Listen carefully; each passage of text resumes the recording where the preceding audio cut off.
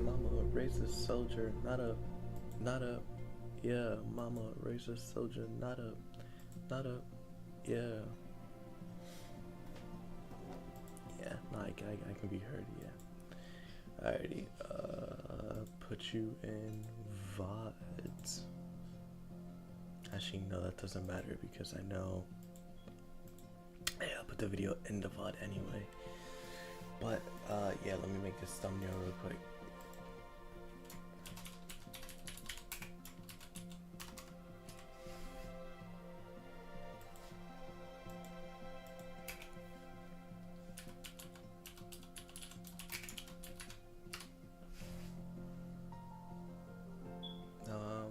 Let's see.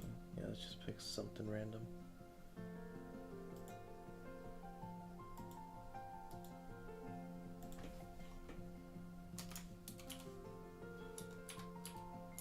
Also, hello everybody. I'm sorry I'm not talking. I'm a little tired, but we will be playing Witch on the Holy Night. Don't worry.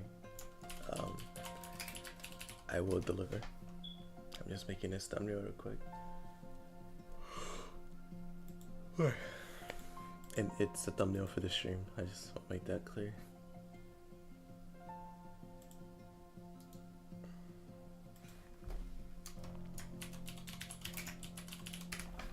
Alright, that should hopefully work. New file. Yep. This, that, and the third.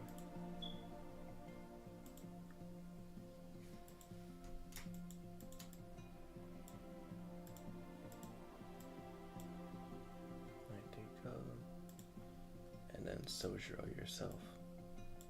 Get in here, boy.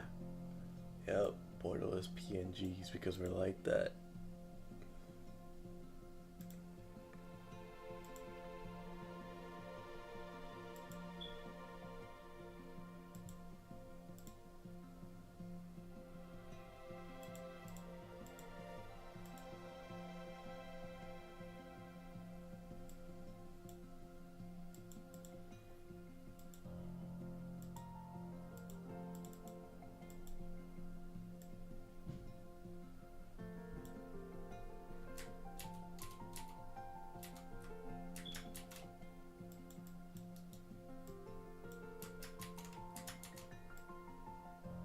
What in the what?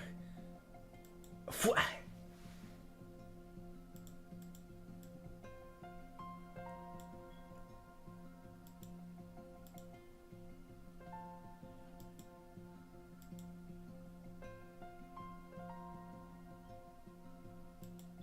There you go. I don't know why the transformation controls are just gone for some reason. There you go.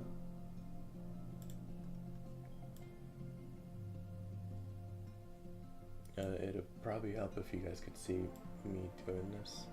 And should I do that? Well, probably, I probably should. But OBS is really annoying, so what's it called? I don't even want to bother with it. Besides, this thumbnail will be done in a second, so don't worry. It's a really stupid thumbnail too.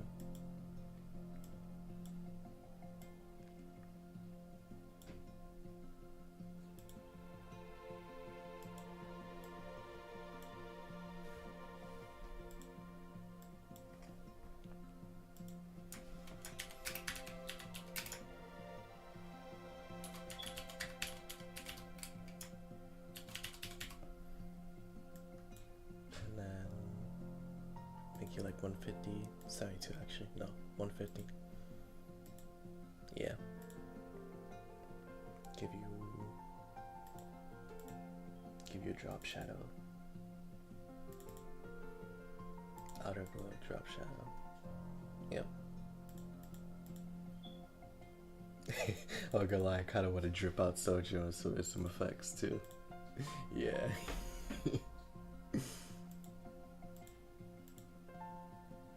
Yeah, give him a shrug. Give him a shrug. And then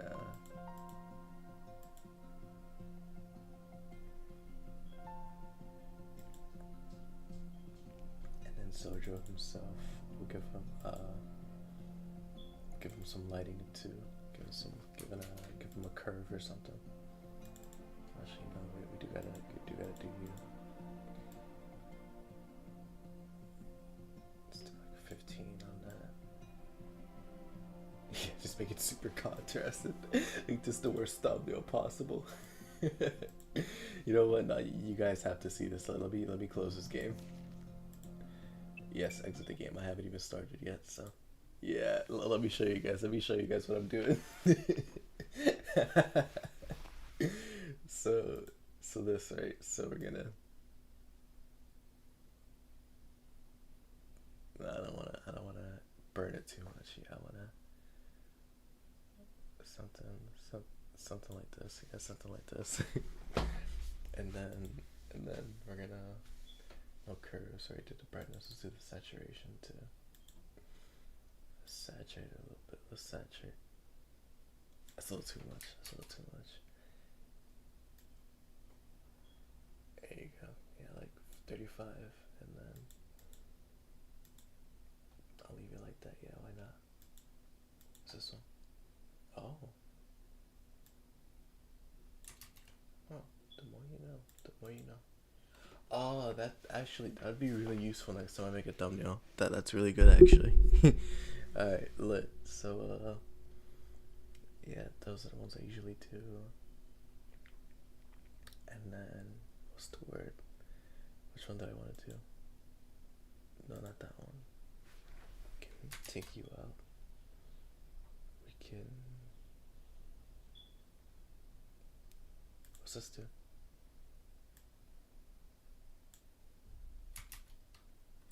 Yeah, no, I think I'm straight. Never mind. Alright, so.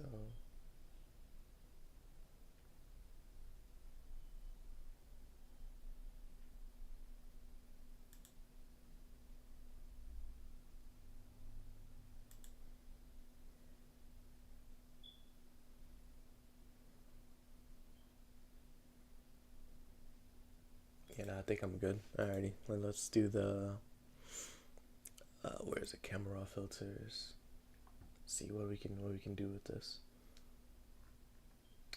Ah, never mind. Yeah, I forgot. I gotta export it and everything. Oh well. Export as JPEG. What? JPEG?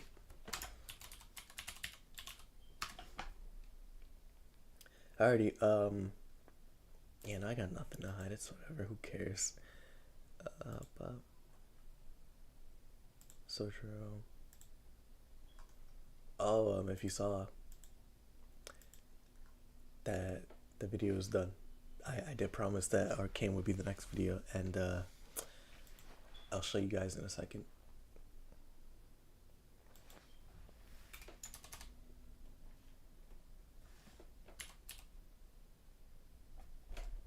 Yeah, just leave it like that.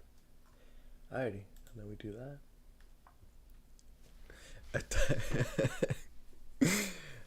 It's so funny because what's it called? Oh, is it done? No, no.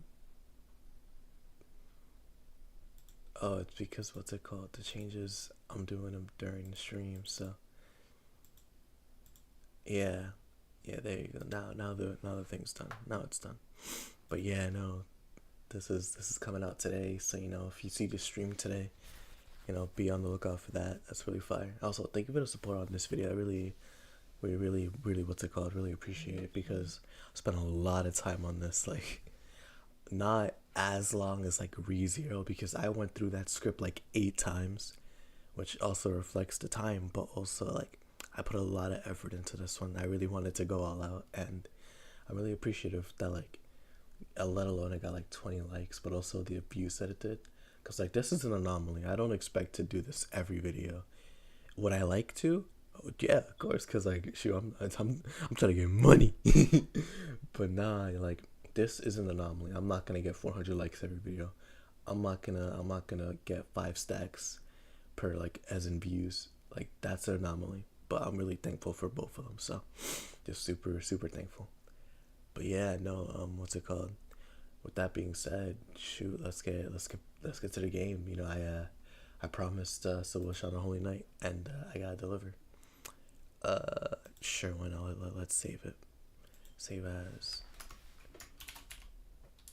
Souyjuro. I cannot spell. There you go. And delete you. Wow. Alright, what's on the Holy Night? Let's do it.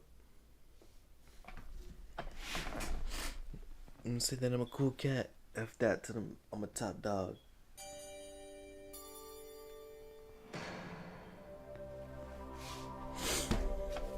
I noticed, I think the Type Moon logo changes with each like startup. I would turn the game off and check it, but like I don't want to. I'm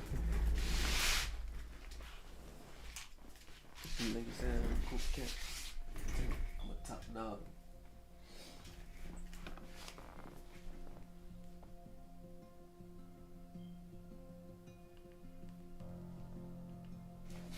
Alrighty, so let's just actually no. Do I have any extras on you, dude?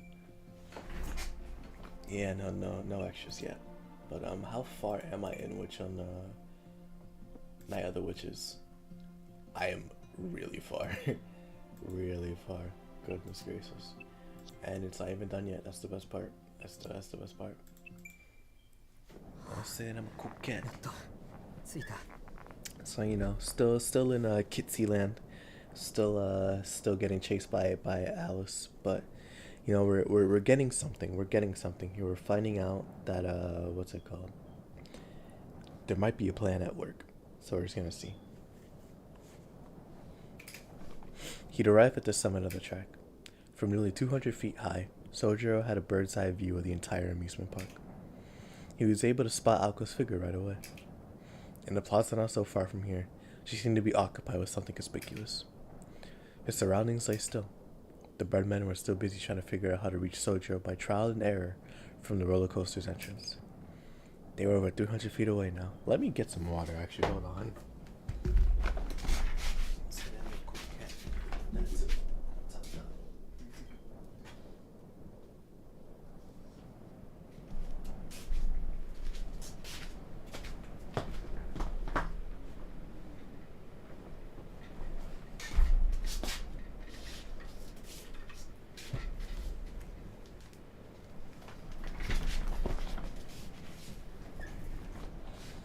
Alrighty.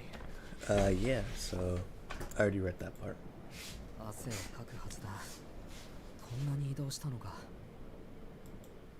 The strong winter gales quickly dried the sweat on his brow, but he was drenched underneath his shirt. This much sweat was worth at least half a mile run, not to mention all the scares he had experienced throughout the night. Not even. I don't know if the narrator's saying like Shushi. Oh man, I woke up from a nap. I'm sorry, but I don't know if the narrator's saying like, oh, you know, just from the climb on the Ferris wheel, which you know that would be intensive, but also like he's been running around this entire night. I don't know how late it is, but it must be super late because he got here like at 11, 12, somewhere around there. He's just non-stop running after that. It's crazy. I feel so bad for Souyjuro. Let me fix myself, actually. There you go. He felt a wave of relief. But not at the thought of Alko destroying the Snark and this nightmarish park. He was simply happy that he could repay a bit of his debt from the House of Mirrors.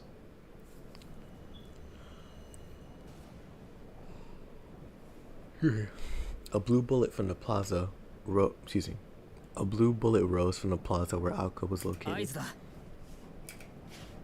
Souyjuro stood atop the top. I get my water of lack of reading ability and I drink it and I lose it. Like, this is crazy. Souyjuro stood up atop the tracks, pulled out the pouch he had stowed in his pocket, and tossed it forward. Without any regard for his questionable footing, he gave it a mighty overarm pitch. The small pouch threw a parabolic curve in Alko's direction, quickly becoming untied in midair. Inside the bag was the lock of her hair and a small stone weight.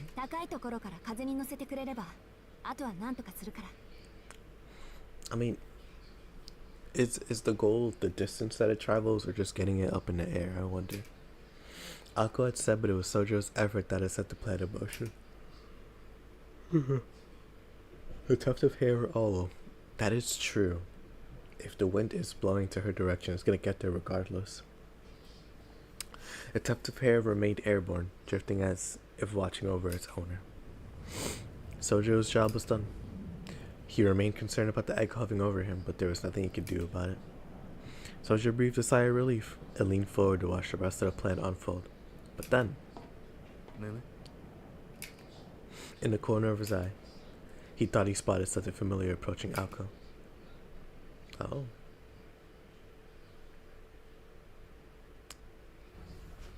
Now we're at her part. This part is crazy.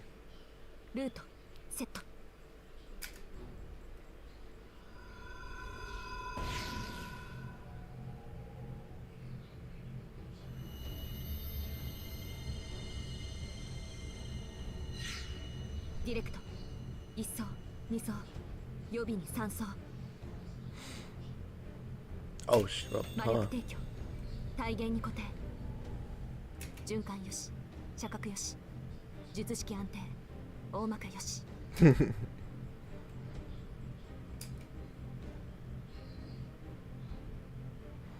Oh, I'm so sorry. I forgot. I'm not doing this by myself. A pattern began to carve itself into the brick street. The casting of an unprecedented incantation with unprecedented range. Keeping the rising tension contained within her chest, the fudging mage snapped her fingers. Let me check something real quick. I'm sorry.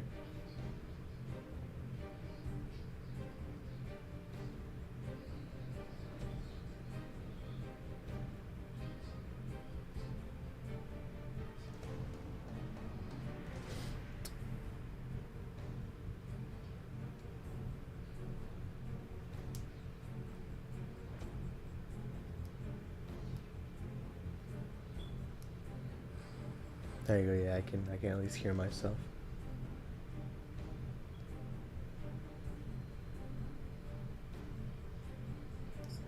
Okay, that's that.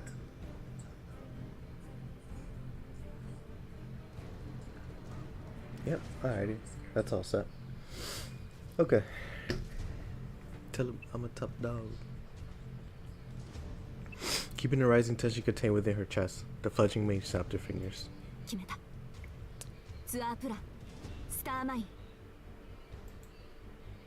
She kneeled at the center of the formula and raised her head to the night sky. Excuse me. Oh, man. Not even a glimpse of the transmogrified fantasy land around her entered her vision now. Only one thing. One untouchable thing. Here. Was reflected in her blue eyes.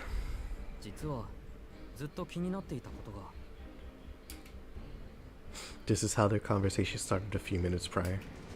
Soujuro began with a simple statement of the fact. In truth, it really was the simplest of discrepancies. A difference between the reality of an hour ago and the illusion of the present was both infinitesimal and infinite.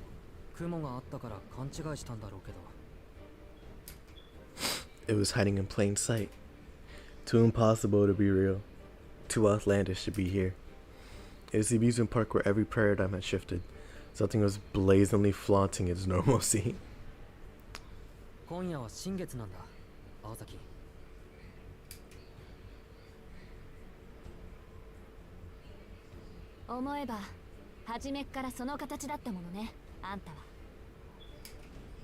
The distance from Earth to the moon was 238,900 miles. Excuse me, 238,900 miles. If it was truly identical to the actual moon, then this monster indeed lived up to its eerie reputation. At a distance that vast, there would have been no need to hide. It could flaunt its true form for all to see. But if it had to hide its true form, that meant it was vulnerable. The monster's camouflage implied that it sat within the reach of human hands.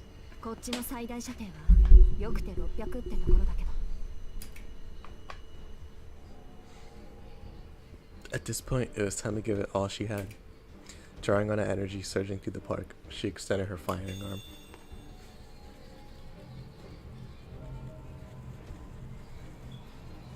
A blue firework launched into the air. Looking up at her hair dancing in the wind above, Aoko reached out her right hand as if to catch the night sky. A mage's own body made for the perfect catalyst. And if for a female mage, the hair she had grown over many years made for a particularly valuable and powerful source of fuel. To use it, all she had to do was apply her will. She locked the fingers on both her hands together and shouted,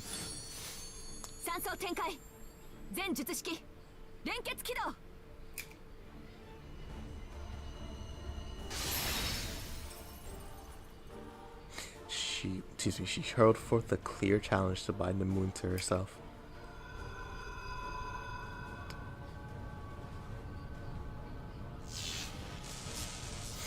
The mist began to whirl about in a vortex. The monster high above lowered its fangs at the sight of the blue spell that appeared in midair. By the time Alice had noticed the change, the hostility between Aoko and the Snark was palpable.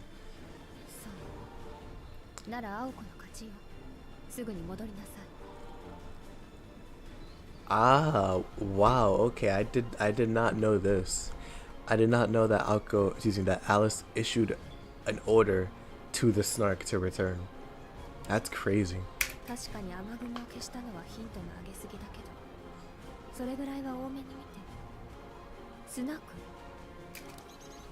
The fog continued to thicken with no sign of abating. The moon that floated in the night sky could not pardon such an insolent mage, as if the Lord of the Night would bow down to such impudence. There was no staying its wrath at a challenge so flagrant. The robin swooped in to give its support, but Alice waved it away. Her gaze was fixed on the transforming golden moon. I thought it was green, but alright. Her calls of restraint did not reach it. This fairy tale monster was beholden to nobody, and it would have no qualms unleashing its vast might upon its puny prey.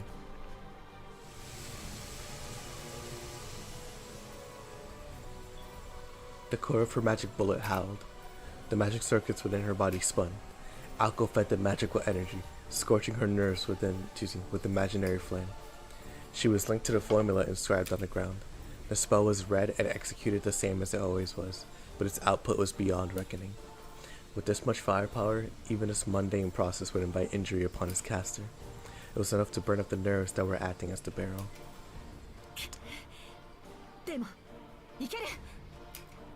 The imaginary heat that had reached a terrifying temperature. Aoko trembled at this endless feeling, but would have to grin and bear it, lest their efforts come to naught. Aoko could no longer move. She had learned the Snark's true form from Souyjuro. She gave up on any superiority. Any superiority a movable target offered, instead opting to become a stationary cannon. That was the only way she could reach it. It was impossible to hunt the Snark unless she anchored her crest at this location and angle. At the same time, this action revealed that she was out of options. Once the fuse was lit, she would have no choice but to fight to the bitter end. Aoko took a deep breath. This was the way she wanted it. The preparations were complete. She would be able to deliver this maelstrom of magical energy directly to the moon, like a rocket payload. The third emitter layer served as the cannon's muzzle in sight. It would fire the magical energy once it reached critically, and it allowed Aoko to adjust the angle of fire. The moon became warped within her scope.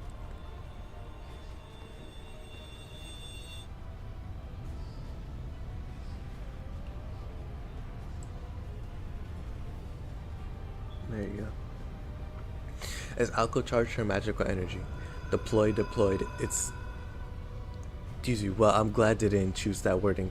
Deployed displayed its golden form as if to mock her.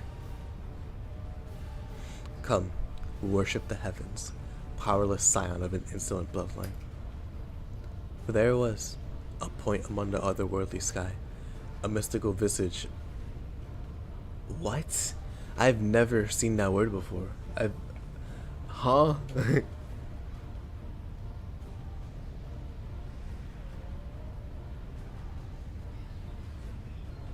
Obfuscate. Obfuscate? I've never heard that word before. That's interesting. Alright, a mystical visage obfuscated by jade mist and azure clouds, called the greatest treasure known to the world of magic, a rarity more valuable than an entire kingdom. Crown phantasm.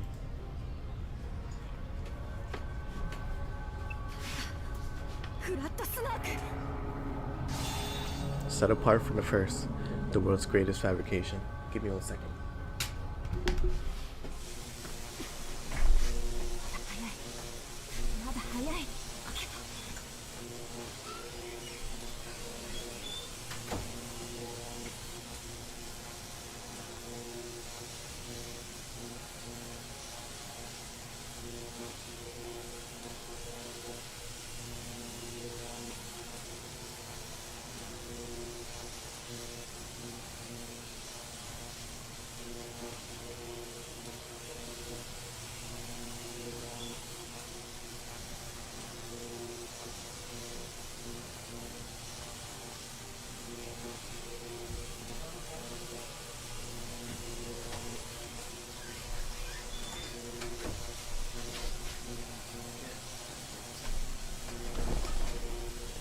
Alrighty. Alco just tweaking out because she has a furnace inside her. Let me...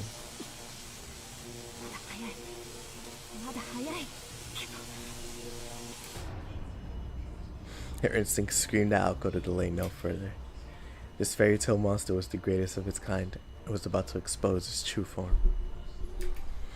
Its open hostility made it clear that it was ready to counterattack.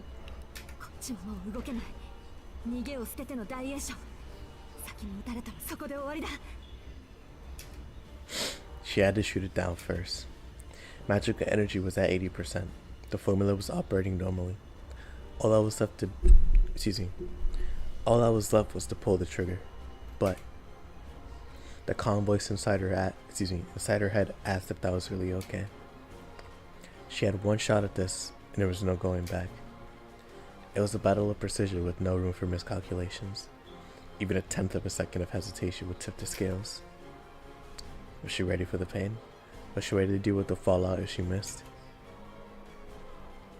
Could she really even take down the moon with such a tiny bullet in the first place?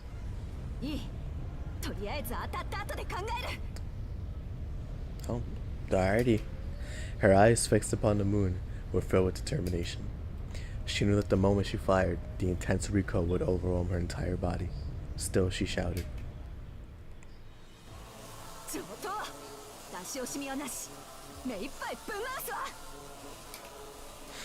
With every ounce of spirit she possessed, she fired her ultra-long-range projectile into the sky.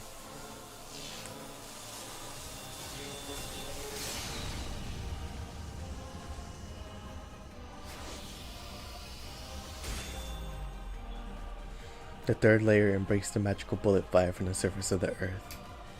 The crest and extension of Alco's self unleashed light to pierce the moon. However, beautiful.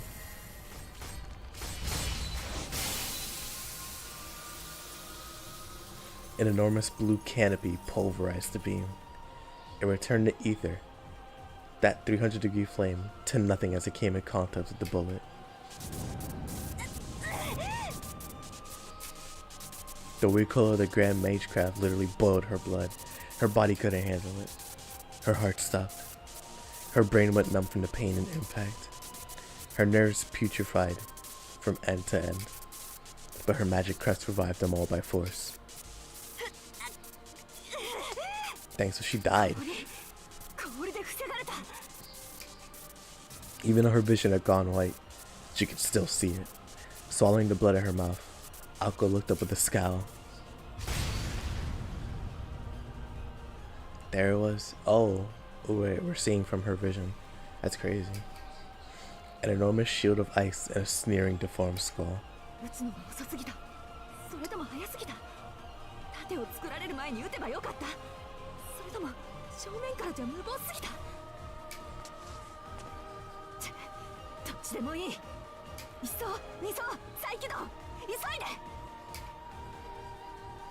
There was no time to think or hesitate.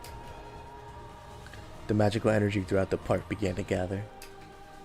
Alco knelt across from the tyrannical face of the moon. She intuited,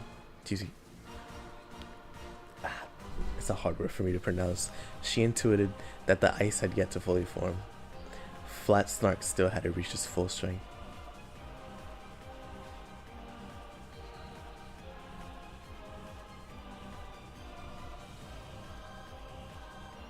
Oh. Seems like somebody's here. Let me see.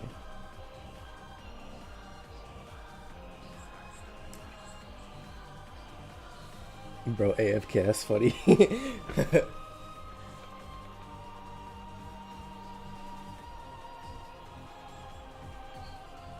There you go.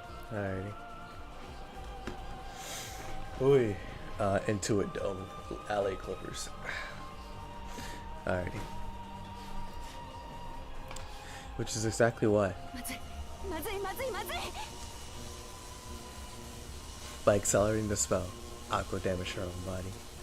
The burden of linking the formula to the snark could, cause intense pain.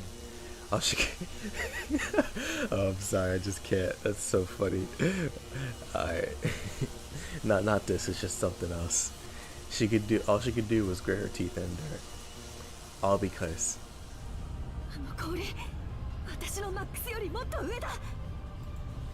Aqua had gotten a read on their relative strength. Even if its volume of magical energy was identical, Snark's form, its mystic scale, was in a different league. Aqua could charge her energy to her absolute limit, and I would barely make a dent in the ice swamp. Meanwhile, there was nothing she could do to prevent her own annihilation if the Snark gathered as much energy as it could. Yeah, it's arrogant. She loaded her next shot. She issued the orders to the floating third layer. Ignoring the toll on her body, she began to accelerate the first layer formula. The role of her right-hand single layer was to absorb and store surrounding magical energy. The thick fog that drifted through the park was an ancient ether spewed out by Black Snark's own body, but Alco could pour it into her formula. Alco's body, which had integrated with the formula, took on an amount of magical energy that far surpassed its maximum capacity. It seethed in agony, or rather, it trembled in delay. For a mage, magical energy was propullant to reach the realm of mystics. The expansion of internal time, the liquefaction of the self, the release from the physical. They were all what one might call a near-death experience. The liquefaction of the self. They're liquefying my assets. On a precipice of what lay beyond, Alcott stood firm and faced reality. That's a really big ice block. Still, reality had come to break her will. The gap between them was plain to any observer. The gun barrel named Alko Ozaki had no chance to chip away at the lump of ice. She accelerated the spell further. The skull grinned. The ice was no shield. It was a hammer to crush the mages who did not know their place. The moon laughed as it prepared to crush not just Alko, but the boy atop the roller coaster, as well as the park in its entirety. Man, this dude is crazy. Oh, my apologies. Her circuits were on the verge of going critical. Her body had been charged with a scorching power supply from the fingertips to her eyeballs. She would see the bullet fired. She would arrange the Magecraft formula as quickly as her nerves. Transmission speed would allow. Her nerves, that was a full sentence, never mind. A single attack was not enough. There was no way to shoot it from its flank, which meant there was only one solution. Switch him up, bro. Pull the switcherino on him. The third layer began to transform. It switched from direct to alternating current. The spell's supposed strong point was its ability to adjust its trajectory mid-flight, but right now all she wanted was numbers.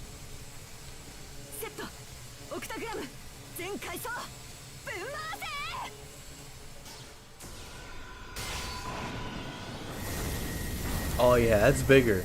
That's definitely bigger than the last one. Goodness.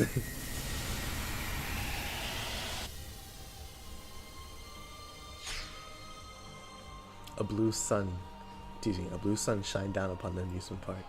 Beams of light at maximum output streaked forth to pierce the golden moon. Oh wait, what, around it?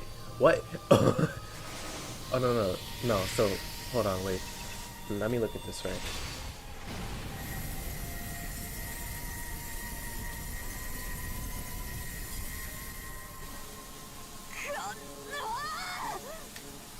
I wanna see.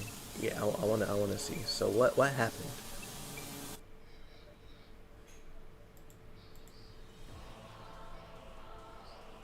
So, oh, okay. So it hit the incantation, and then split into 8, and now it's hitting the ice. Okay. Because I thought it hit the ice first, or well, not even hit the ice. I thought it split before it hit the ice to go for the moon instead. But you know, taking care of the ice first also would be a good idea because it's gonna destroy the park anyway. So, holding down the trigger, she continued to fire, taking in energy ad infinitum. Hey. But it's not going down, and it's wavering. Blue flame shot forth at critical level, but the ice would neither melt nor more. No amount of sheer heat could make a dent in something formed from such a colossal amount of magical energy. Yeah, now for real, I can't imagine Souyjuro just standing there on the Ferris wheel, just his eyes, his retinas burning. Not even just Souyjuro, Alko, because she's seeing all of it from right there. Crazy. The toll on her circuit sent them berserk, and blood began to run free.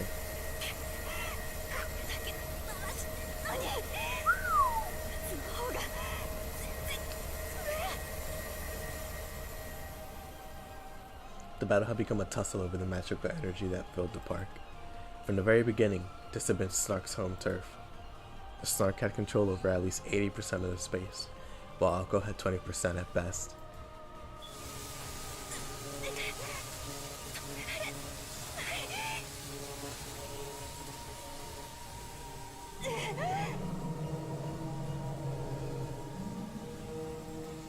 The castle of ice descended as if to call the match.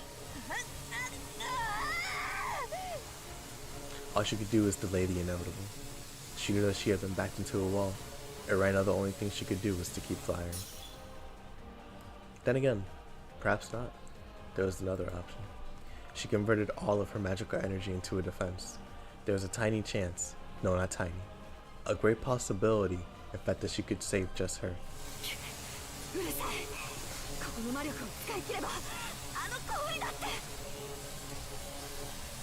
Clinging to that broken hope, Alko continued to rotate her circuits. Time seemed to stop at the magical energy overdose. A second of intense pain lasted an eternity. Then, amidst everything, something approached one step at a time. Something from among the park's shadows. Something.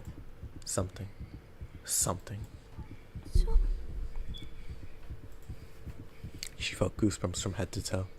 The issue was no longer the ice overhead. In the midst of the stillness, the red draft drew closer, step by ominous step. I butchered that. The red death drew closer, step by ominous step. Her circuits and her mind began to rupture at a tear. The composition of her formula and soul began to rip apart. There it was, just behind her. Its footsteps came to a halt. It reached around and cupped her face in its blood-stained hands.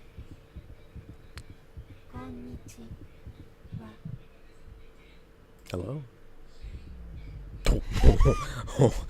What the heck? Hold on. Audio settings.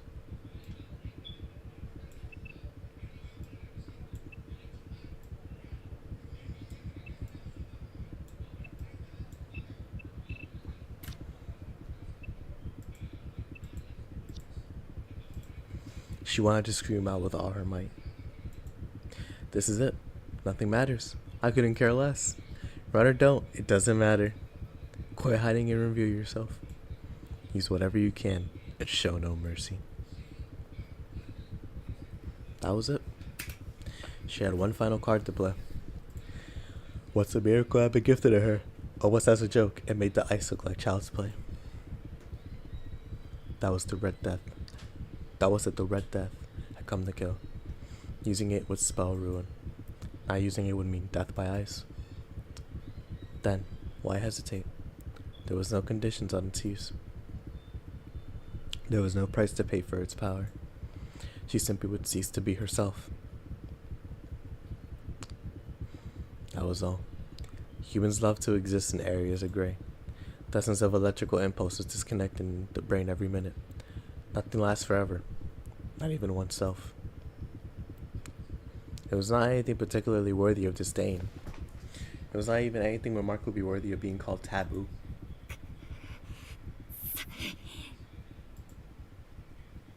What escaped her lips now was rage, bewilderment from the red silhouette.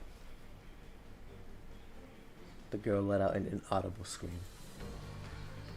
Could true magic truly be her savior? What an opportunistic load of bull. After all, to begin with.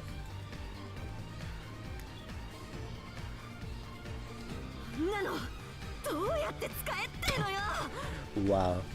Alka, ladies and gentlemen.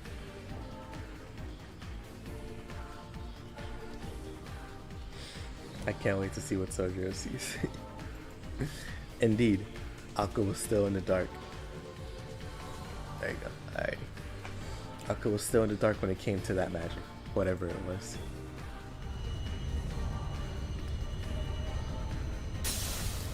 And it disappeared. Even the incantation. Oh, there he is.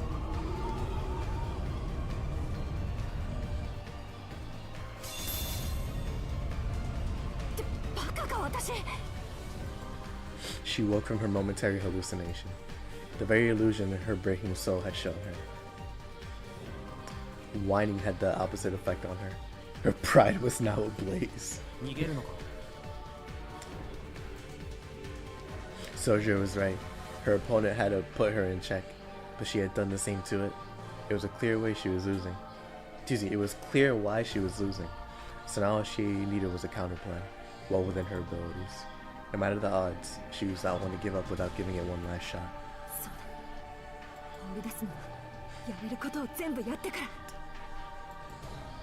Her numbed fingers clenched into a tight fist. She was betting against the house, an unreasonable gamble that should have made her question her sanity. If her first step was off by an inch, her body would be instantly vaporized. But she knew a boy who never fled. She knew of a steadfast courage that could shine its light, no matter how small, through any desperate situation. Yes, there was more than just herself to be concerned about. If that ice fell, it would mean the destruction of the park in its entirety. Everything she had achieved, everything she had risked and dared, and happily put his life on the line for, would all be for. That is crazy, but it's true.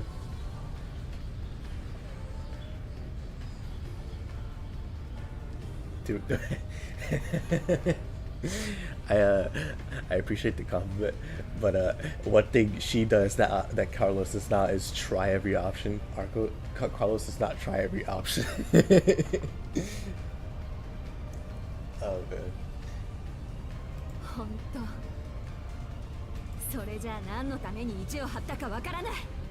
Cause he just like that.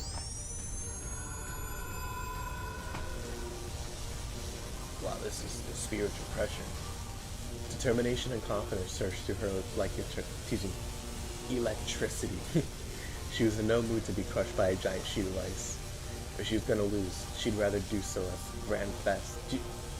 Oh, I can't talk, bro. Oh my gosh. If she was going to lose, she'd rather do so the grandest firework. Oh man, this water really messed me up, bro. I don't know what was in it. If she was going to lose, she'd rather do so as the grandest firework possible. Akko was a sore loser. At this point, she would rather burn herself to cinders than let it decide her.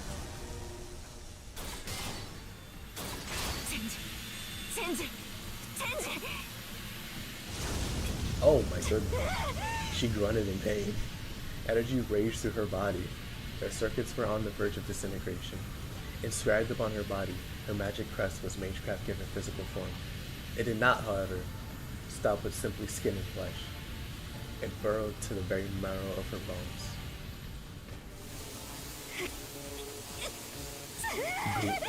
I'm sick. I'm disgusted. Goofano. A playful smile graced. Oh, she loves it. A playful smile graced her lips. Her sense of reason had been turned upside down by the pain. That was only natural. She had to praise her own body for holding out so long while pushed beyond its limits. He really is smiling well. The skull face noticed the abnormality. It finally recognized the challenge for dominance over this space. It laughed at the conceit it faced. Never did it expect the magician to challenge the great flat snark, lord of vessels over a millennium, in such an age of decline. Radiant.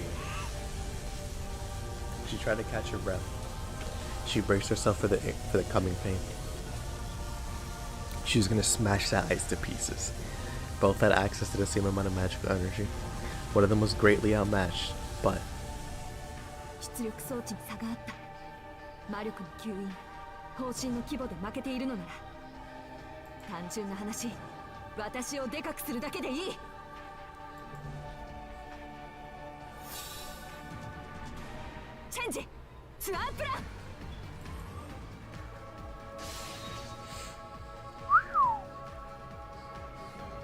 Wow, that is a lot bigger. That is a lot bigger. The feedback would go beyond anything she had experienced to date. Quite simply, the decision went beyond recklessness. She expanded both formula to max size. The first layer would transform into a giant vortex, swallowing up the mist. The second layer would process it from one end and pump it into her, the barrel.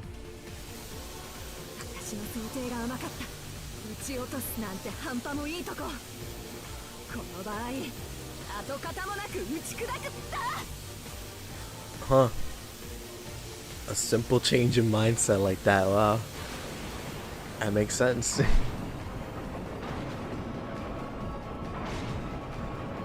Primeval power answered the spellcatcher's conviction. It formed a pattern of a writhing serpent. Voiceless magical power flew a banner of revolution. Now, look upon the earth, O venerable one. See now this pioneer, the first among trailblazers. She embodies a species that knows no fear, that renders not all the manner of mystic and tradition.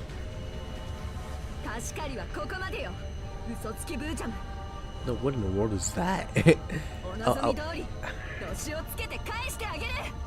You know, it's now's not the time. I'd rather say it later. For the newest magician commands the principles of consumption and extinction.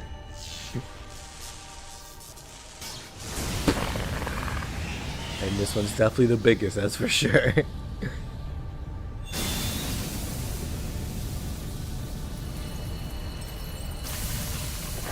An aberrant bullet of light melted through the castle of ice. The barrel held fast. Her control of magical energy was divine. 100,000 miles of veins, equal to 2.5 times the circumference of the earth, hungrily drank in the magical energy. The subsequent magical strike hurtled straight up at the moon.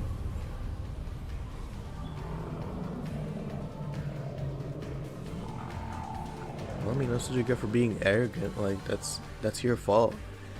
Death rose from the moon's surface. A cry of indignant terror echoed through the abandoned park. Reality was burned into the eye of this creature of fantasy. To Aoko, its vain struggle was the taste of victory. Victory despite her absolute reckless use of magical energy. The energy scales have been tipped to their breaking point, but nevertheless in her favor.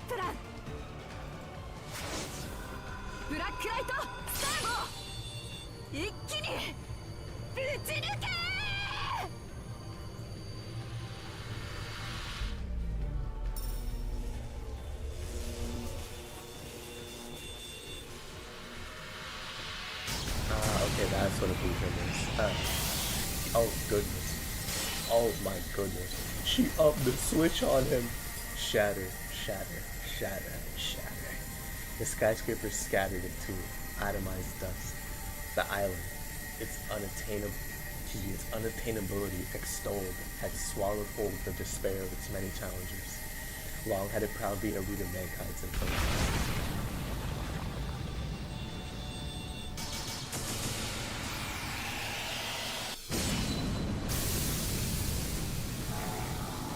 Yet now, azure mist will meld its demise.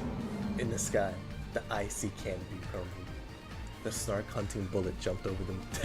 That's crazy. Its throes of death sounded like the roaring sea, reverberating across this fairy tale land. Yeah, no, she put him on a t-shirt. She wet him up. That's crazy.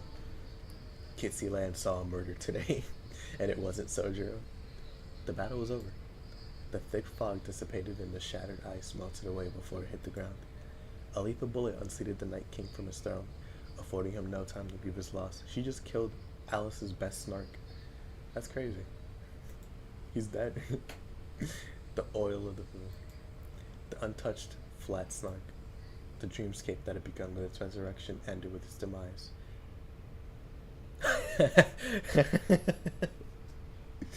I'm glad you're enjoying it, man. I'm glad you're enjoying it, seeing it again. Drawing her close to the nightmare.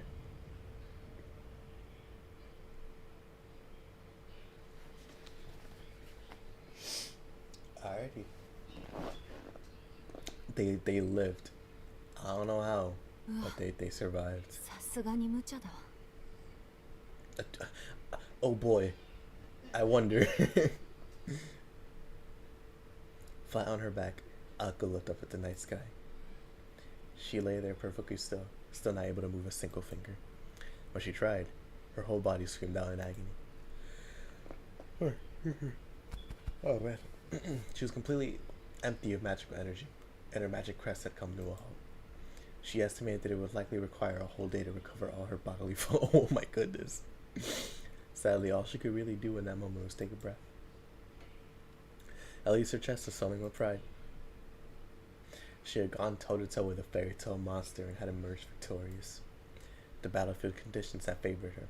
It was true, but there was no denying that Akko had come a long way in the last 6 months. それはそれとして、アリスには謝っとかないと。プロイって壊したらそれっきりだものね。Flat Snark would never again Yeah, okay, so that I was right, yeah. She actually just erased him. Which, good riddance, all things considered. Like, it was an insanely rare item, so invaluable that it would have been impossible to price it for auction at the association in London. Akko sent Alice's priceless treasure to oblivion. Needless to say, things had gotten more than a little out of hand. まあ、でも。 They had both agreed to the fight, so Alice probably would not complain. Even if she was furious, she'd never be so undignified as to show it. I hope she does show it. I really hope she does show it.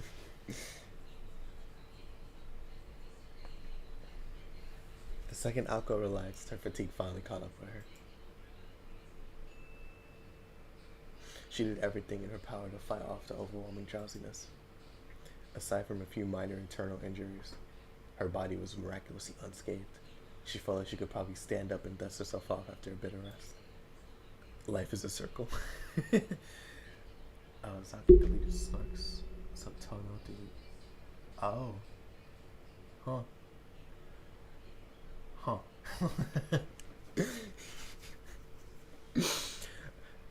Man, when is that game coming to PC? Well, actually, I don't know if I want it to come to PC. I don't want to see the sex scenes. The golden moon continued to burn in the night sky. 正体は油だものね。そりゃいつまでも燃え。 Akko's bleary eyes went wide in astonishment. She was still unable to lift her finger. そっか。スナークを見つけたベイカーも最後は一緒に消えるんだっけ。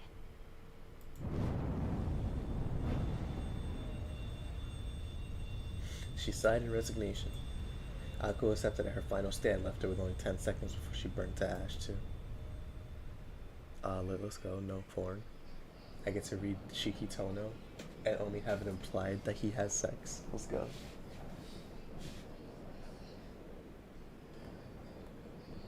Let me change this real quick.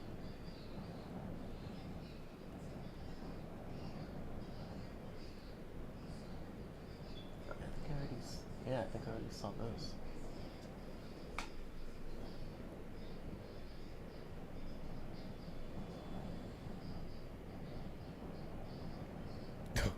talk.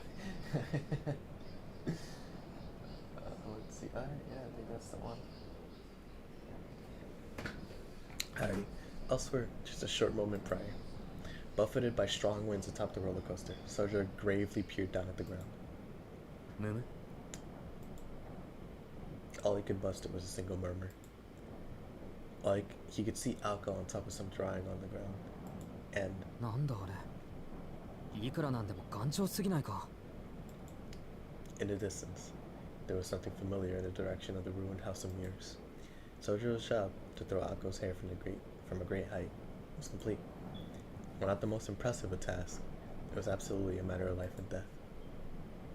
And to top it all off, just thinking about how he was going to get back down to the ground was making him dizzy. He had experienced more than enough trouble for one day. いや、でも、あれ。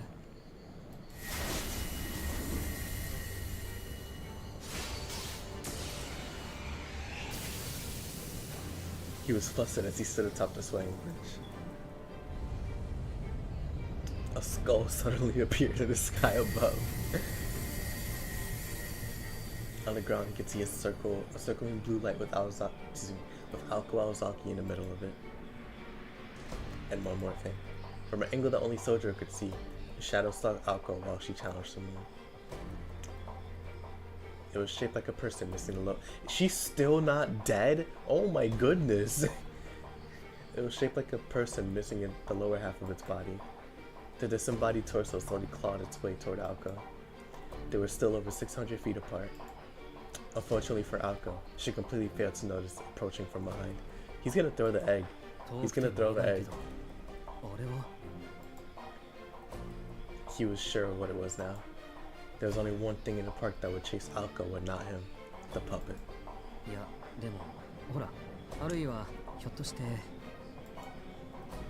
His mind ran in circles. It was a perfectly reasonable reaction. Any grip on reality he had might have had left was long lost when Alko started firing beams of light at the monstrous moon with a skull on it.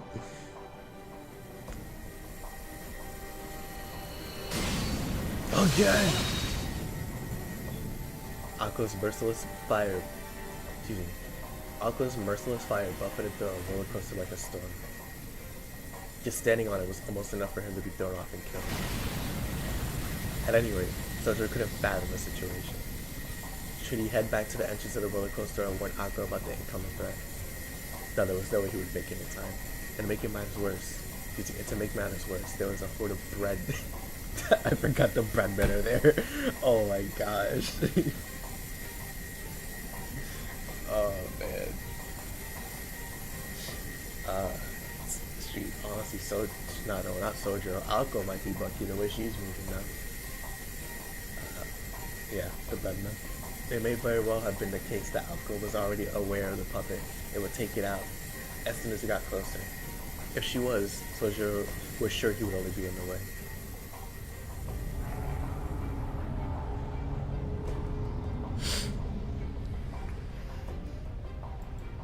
It did not seem like there was anything he could do to help. And beyond that, Alko was not the only one in danger. He was in quite the predicament himself. You can't go home again. The road home was never as safe as one thought. It was true here as it had been in the mountains. The path he was on was no exception. As risky as the ascent had been, it was even more dangerous to go back down. This was no time to be worrying about others. His shaking legs reminded him that only 200 feet separated him from death. 大丈夫。それは分かっている。 His head was pounding. This was reckless and stupid. Having been raised in the mountains, he was more sensitive to danger than anyone raised in the city. And just thinking about what he was about to do made his throat seize up. There was only one thing he could say for sure. 青崎のことだ。あれに絶対気づいていない。 One thing he knows for real. With a sobbing shout, Soujiro started making his way down the 200-foot frame of the roller coaster. This man is insane. This man is insane. Oh my goodness. His race toward death accelerated. He never meant to speed up, but the downward slope propelled him forward.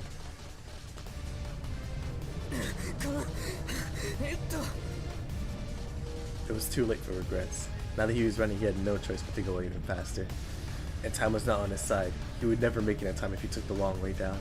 Never mind the breadman crowding the exit of the roller coaster. With the exits blocked, the outcome would be the same whether he went slowly or quickly. There was no reason to rush his death as desperately as he did. So what if it was futile? Souyjuro cleared the doubts from his mind. He turned his attention to what he could do. Keep his footing and try to arrive at the bottom as quickly as he could.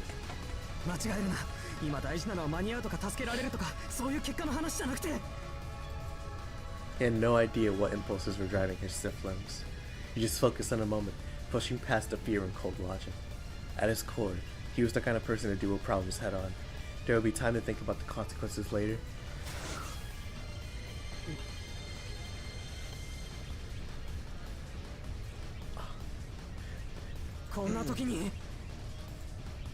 The hesitation was not his only obstacle.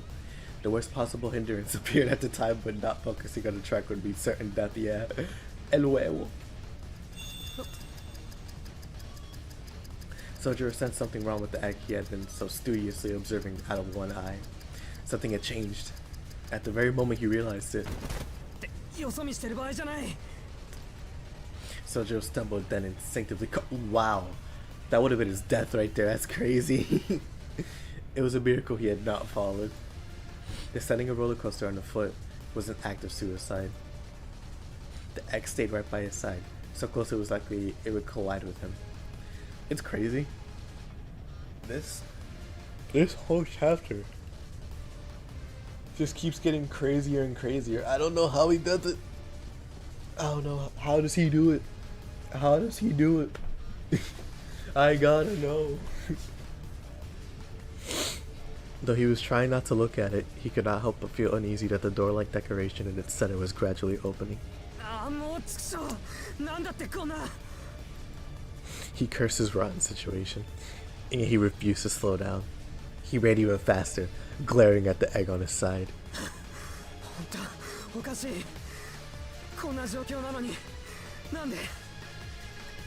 Souyjuro was baffled to find that he was smiling. Wow, they're both two peas in a pod, bro.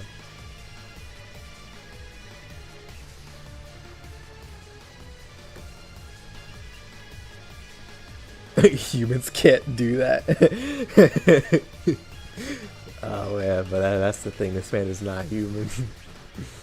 Perhaps it has something to do with Aoko's charm. Souyjuro could not tell one way or the other. He could still feel Aoko's fingers on his skin. Oh, that's cute. The trust and expectations she had placed in him was etched into his heart. But what spurred him on was something entirely different. This all stemmed from a much deeper problem. There was something inside of him that he could not understand at the time, but eventually come to terms with one day.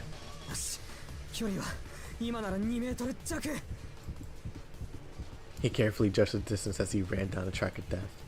But the distance between what? That went without saying. It was the distance between himself and the one thing that could save his life. He told himself he was going to do it, over and over like a mantra. Souyjuro could not believe himself. What he's about to do is incredibly stupid. But what is stupid when smart is not an option? That's funny.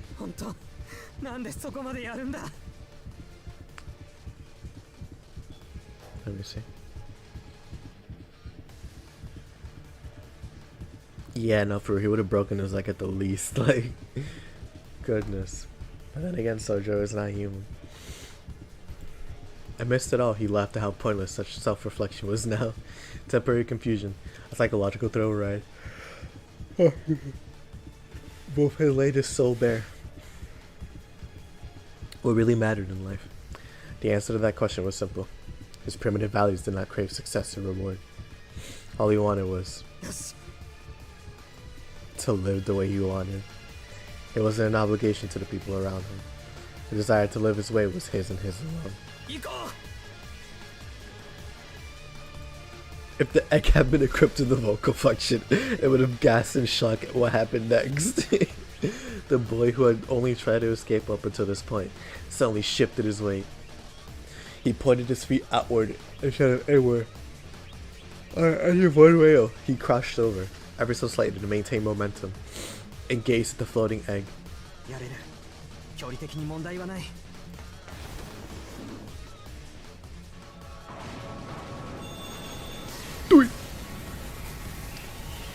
He soared through the night sky. Wow. This is what's it called? It's the DreamWorks logo right here somehow. It was a flight that lasted a mere 1.5 seconds. A cordless bungee jump from 100 feet above ground. His destination? And where? The only thing that would stop his fall. The giant flying egg.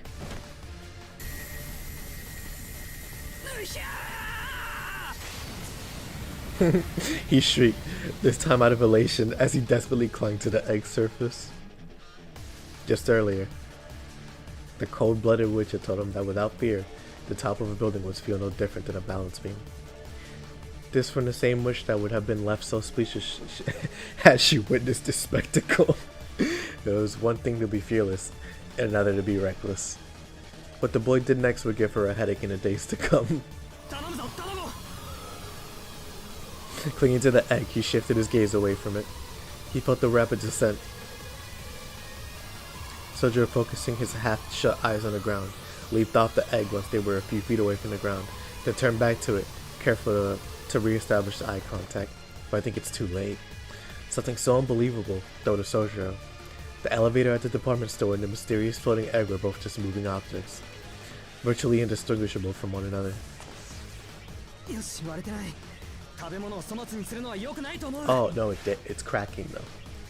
It's always. Oh no, he said that. He landed near the plaza. The shortcut that almost cost him his life had paid off. Souyjuro took off running the second his foot touched the ground. The puppet after Alco was the only thing on his mind. He paid no mind to the moonlight in the sky, nor the egg, which was furious about being used and seconds away from self-destructing and blasting fragments all over the place. Why are these creatures so emotional? One of them is arrogant and another one is, I don't even know how to describe the emotion. I guess a tsundere. Ako's dumbfounded expression spurred Souyjuro on. The curse was complete. The empty egg began to sing its warning to let them know there was no escape.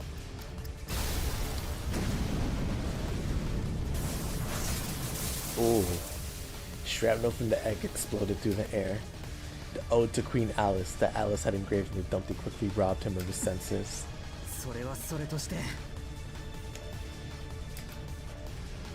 He snapped back to the task at hand and ran to Alco, still lying on the ground. His legs moved as if they had a mind of their own. Though he couldn't have stopped them anyway, so he could no longer feel them.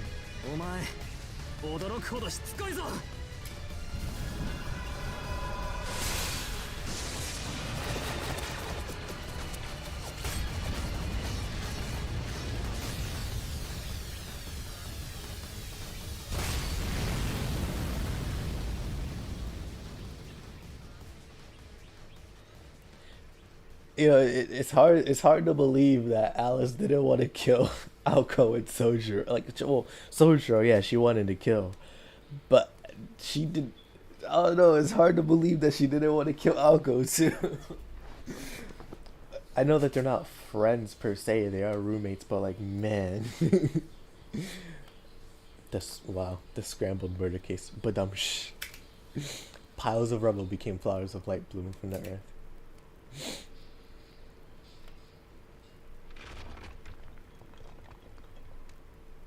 He did it. He saved her. The final curtain drew closed, and the defeated left the battleground. Had Alice Kolonji seen that happen, she would have been beside herself. The two escaped by a hair's breadth. Yeah, that's hilarious.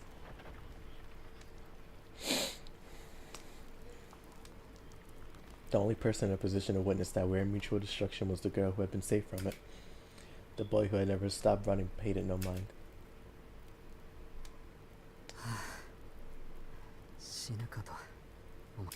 Oh, pause. Nope, wait. We're not cavemen. We have technology.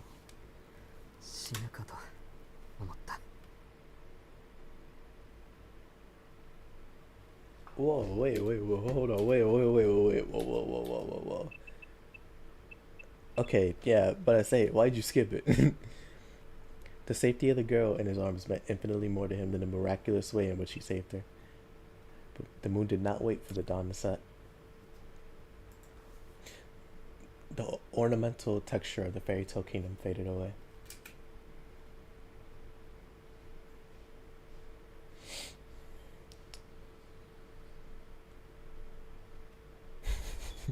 That is fair.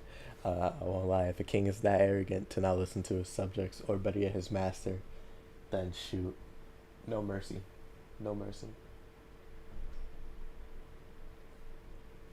Oh, is the video over? It is. It is. Well, all right. Let me skip to the next one. Just put the cup in the cup, bro. All illusions returned to the way they were before. From the ostentatious chords reverberating through the streets to the puppets welcoming their guests. Peace and quiet reigned once more over a forgotten kingdom, never to be awakened. Wow. Dang, that's kind of sobering. I'm not gonna lie, that's crazy. Because they're 100% not wrong. That was probably the last time Kittyland would ever be opened after its initial closing like that. And of course, you know, it's not like true Kittyland, it's just an exaggeration of it, but that's kind of crazy. I don't know, that like that line just, that was really well written. That's a line that really made you feel something after having played all of this. Crazy.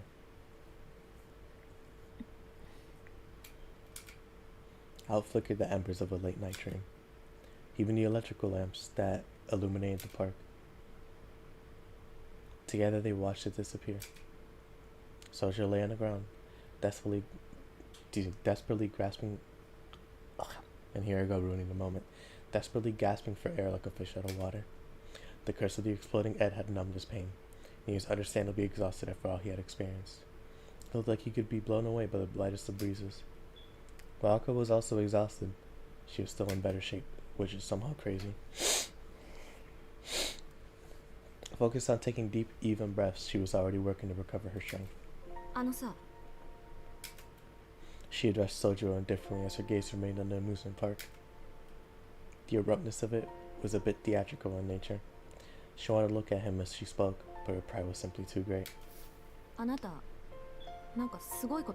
They're playing the titles, the title screen theme. They're playing it, but like fully now. The moment she had accepted death had seemed like an eternity. She was beside herself in shock at how indifferent she had been as the shards rained down from the moon. The reassuring voice had snapped her back into reality. Why did he do it? What was he thinking? What moronic things had he done to pull off? She wouldn't even know. She had no answers for these questions. Lying on the ground as she was, all she knew was that he had more than made up for his failure in the House of Mirrors and then some in those fateful final moments. She addressed him, hoping to find answers, but found herself unable to probe any further. To dig any deeper would feel like defeat, which is why it was so unlike her to ask him in the first place. Lucky for her, Souyjuro had neither the capacity nor sensitivity to understand how good subject she was being.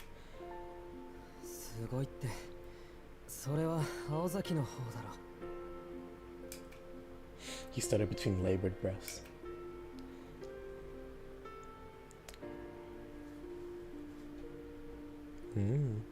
Okay. Let's see the riz that he has, the game. It was taking him so much effort just to breathe that he could not address her properly. She watched him out of the corner of her eye. Thinking back on it, the boy had performed the same role each time. Each and every time. He did what he could in spite of his fecalness. That is not the right word. Fecklessness. No, he did not poop himself. It was far more admirable than her nearly suicidal tactics, even as she did defeat her opponent. He did not even recognize how extraordinary his last act of courage was. At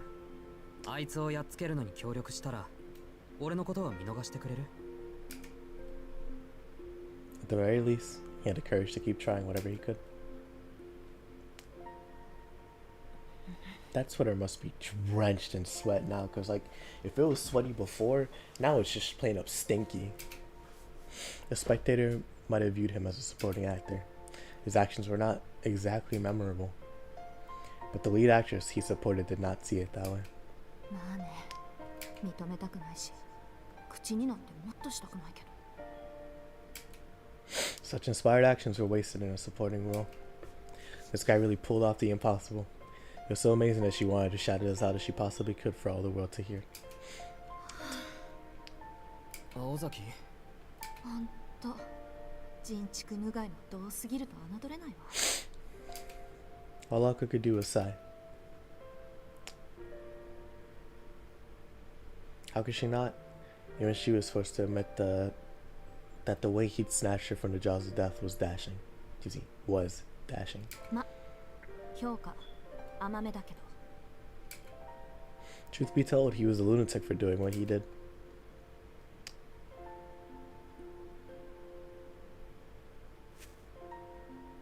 She studied her breathing and composed herself. While she was in bad shape, she stood out her pride as a mage to consider. That was why she felt a need to maintain an air of dignity. しずきくん、見逃すのは今日だけって話だったけど、あれ、なしでいいわ。とりあえず、命は助けてあげるから。She hastily extended her right hand. It was either to shake his or to help him up. However, he didn't take it. Souyjuro did not take her hand, but instead stood up on his own. Despite the sheer insanity that he had just experienced, his face did not once look as incredulous as it did now. 何そのリアクションは。 She stammered, worried that she had deeply embarrassed herself. Sojuro's gaze was fixed upon Aka. It's the first time we've seen this expression in a while. A problem had dawned on Aka. Though she normally hated being stared at, this time she did not mind. Rather, she was enjoying the warmth in his eyes and felt like it was something she could almost come to appreciate. Don't you get it? This isn't just about friendship.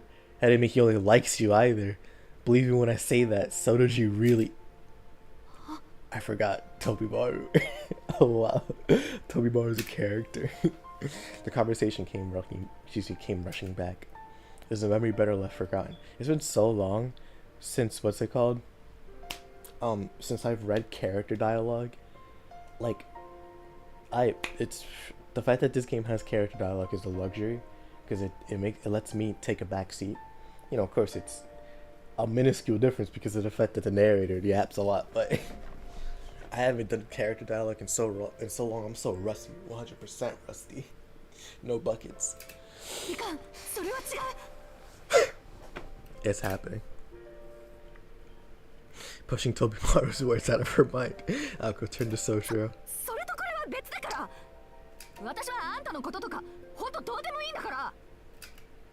Puzzled, Souyjuro tilted his head. He responded matter-of-factly to her sudden declaration. She certainly had pointed that out, and to his face no less. Had a mere figure of speech that he was not meant to take literally, but now was not the time to belabor the point.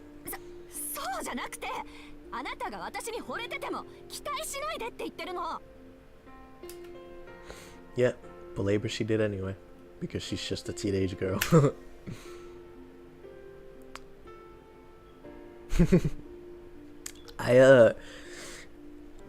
What's it called? When I stream, I meant to mention this, like the past 8 streams that I've done this. Like, you or any of us who join or who watch can join the Discord. Like, I can start up a call and you can watch it with me together. you don't have to stay in the chat.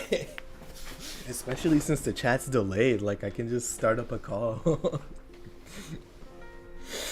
But that's only up to you. Just know that your voice will probably be in it, so. I'll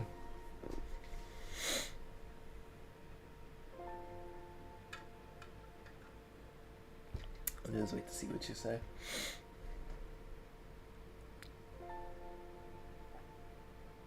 And shoot, if anything, I don't know. I'm deciding because like deciding to do whether I do Science-Gate with dialogue or not.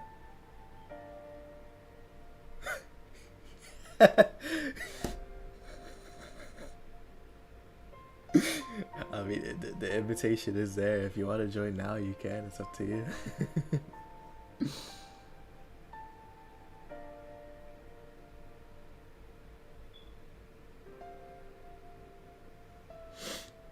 Oh man.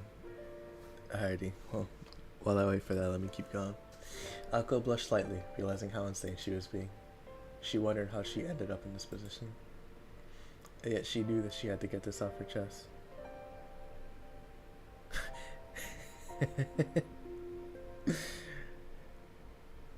Shoot, I mean, I don't know. I'll whenever I do that stream, I'll probably try it without dialogue first. But like, that voice acting is really good. So I don't know. But shoot, I'll let you know if anything. Yet she knew that she had to get this off her chest. All that was left was to politely wait for his response. I can't date you. Such heartbreakingly painful words were too much for the simple boy to hear. His shoulders slumped as if the world was coming to an end. Or so Akko had imagined. On the contrary, Souyjuro was sitting there deep in thought. 俺が青崎に惚れてるって Souyjuro murmured the words as if they were a magical spell. She shot right back with the affirmative. After a moment of deep contemplation, the boy turned to the expectant girl and said, なんで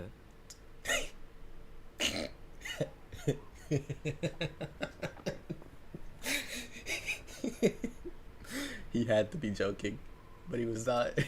He was completely serious. He liked her, but he didn't like her. Of course, the vice president had jumped to conclusion this boy had no interest in romance. He probably didn't even know what that was.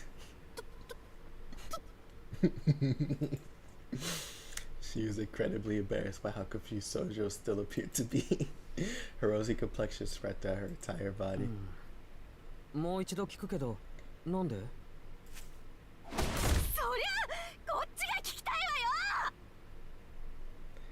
Man, leave him alone.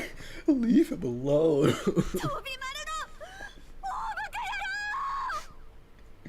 Shout out to him. There's blood. There's blood coming out of his face. Oh my gosh.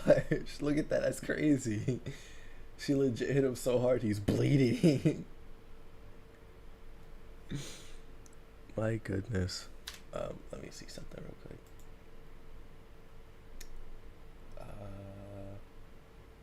Yeah, I don't think that can be seen. Which good answer. Yeah, no. Just like that, she had lost her cool. She had lost her cool and given into an unjustifiable outburst. With Knuckles, good lord. It was time to seal off the area and destroy all evidence. It was time to seal off the area and destroy all evidence. Akko's embarrassment developed into sheer panic. And her grudge against Tobimaro suddenly manifested as criminal assault. She lashed out with a punch that could have taken down a bird mid-flight. More specifically, it was a brutal right hook. Akko blinked. Her blow had connected with something solid, sapping her out of her reverie. Her temper had lashed out at the completely defenseless Souyjuro. The completely unjustifiable crash out, like completely unjustifiable. It had been a splendid blow with all her weight behind it, knocking him out cold. Wow. Yeah, no, legit. Knocked him out cold. That's actual assault. She legit assaulted him and knocked him out in one blow. If she didn't know any better, he would be dead. If he wasn't breathing, like, that's crazy. Wow. Golly, that's actually, like, shocking. She knocked him out. She needs to get her anger in check. This is insane. Yo. Souyjuro groaned, crumpling to the ground. Her punch finished the job that the curse had started. If not for the discomfort on his face, he appeared to be almost sleeping. Akko convinced herself that he was napping. That is true. That So it makes sense why he would be knocked out so easily, but like she is insane. Wow.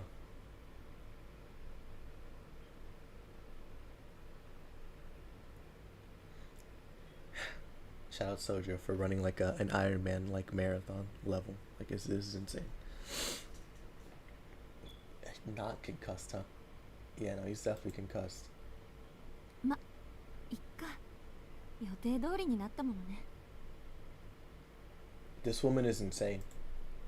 The tension in her shoulders eased away as she looked down at Souyjuro. A ton had gathered in her way over the course of a day.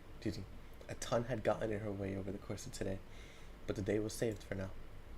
When nobody left to butt heads, she felt exhaustion finally overtake her. うわ。歩いて帰れるかな、私。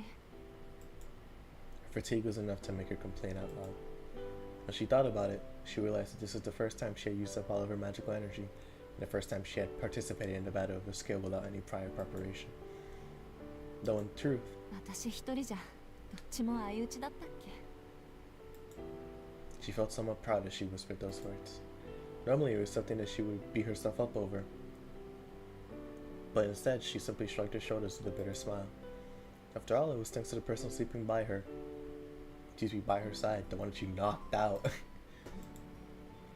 ね、聞こえてないわよね。 As if the night had swallowed her voice before it reached him, she received no response. Confident, she continued in an even quieter voice. ありがとう。十分に助けてもらったわ。 The jailer hurts to the Souyjuro pipeline is crazy to see in my chat. That's insane. Of course, there was no response from Souyjuro. She was not expecting one. Saying it for the record was enough. Alko was Souyjuro asleep for a while and then pulled something out of her pocket. It was a palm-sized glass bottle her roommate had given her, which she opened with a pop. それとこれとは別だから。 Leaving behind words colder than a winter chill at night, she called out his name. She barely sensed the bottle moving. As the silhouette of the fallen boy appeared to blur, she got the feeling that the weight of the bottle had increased slightly. うわ、どうなってんだろうこれ。 What appeared to be a human form could clearly be seen inside the glass. Alice Koonji's tools are mystics that confounded even the most knowledgeable of mages. As soon as Alko tried to analyze them with logic or reason, she was already out of her depth. Knowing this all too well, Alko closed the bottle and watched the boy disappear as if by some magic trick.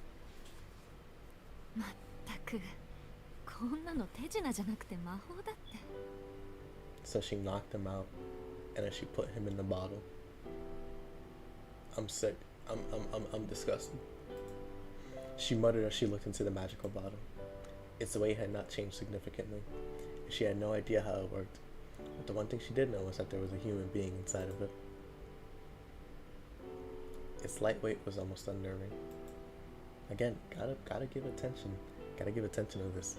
Fingernails in drawings are amazing. The fact that this much attention to detail was given when it could have just been the nubs is awesome. I love fingernails. Its lightweight was almost unnerving, close to the empty air than a human being. It was about as heavy as one would expect if they bottled a summer breeze. Though that did fit her image of Souyjuro perfectly.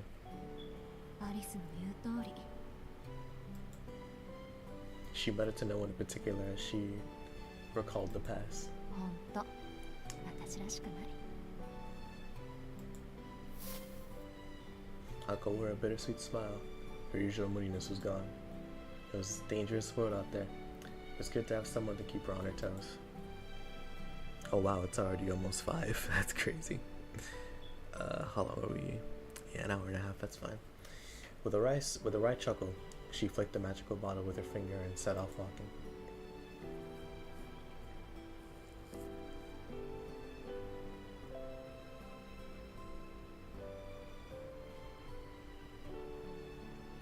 She could hear a bell in the distance, signaling the end of the play. An ephemeral dream gave way to reality. In the grand scheme of things, it had been but an instant. As the actors exited the stage left, The last of the light slightly flickered out. And so the long dead amusement park played its final role as a memory for a boy and a girl.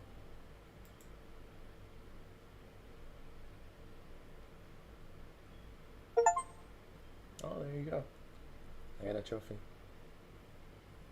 Like a dog. Aww. Oh. Man, leave him alone. Oh my gosh. Alright, guys, let's see. Oh. Oh yeah, nothing. Okay. I guess we're gonna continue.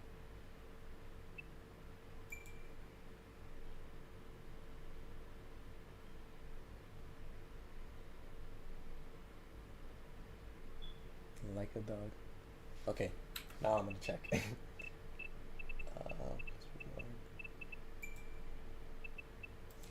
Right here. Yeah. Alright. Now let's check. Title.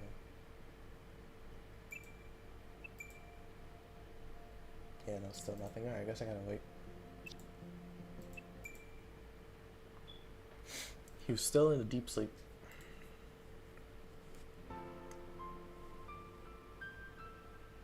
It all seemed to blaze in a mind, in a mad, fiery red, unbearable idle thoughts, incessant, obstinate.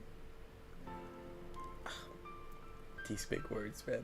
Incessant obstinacy, melancholy sights and gloomy, bittersweet talk, fickle wickedness born of human interaction. Namely, the voice of a forsaken coexistence.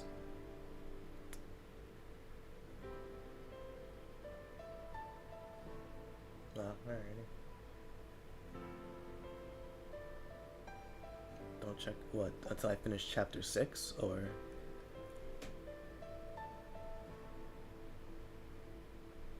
oh, this song is nice. Alrighty. This, however, was the scenery of a world far removed from that. If there were those praying this is paradise, and there were likely also those lamenting as the underworld. In a decade, or perhaps longer, this would all change. But for now, the autumn leaves remained yet untrampled by human souls. It was scenery he knew well. Life in the mountains was humble and modest. There was no conspicuous buildings among this wilderness he called home. They gathered and stockpiled only what they needed to survive, without pillaging the land. Serpentine trails could be seen woven through the fields, and a stone once upon them. In a... What? Huh? Oh, I skipped a whole line. And the stone steps leading to the summit were obscured by the forest, only visible once upon them. The mountain inhabitants probably intended it that way. There was no sign of mankind's exploitation among the mountain landscape. He suddenly remembered that this was the season he liked the most, or rather it suited him the most.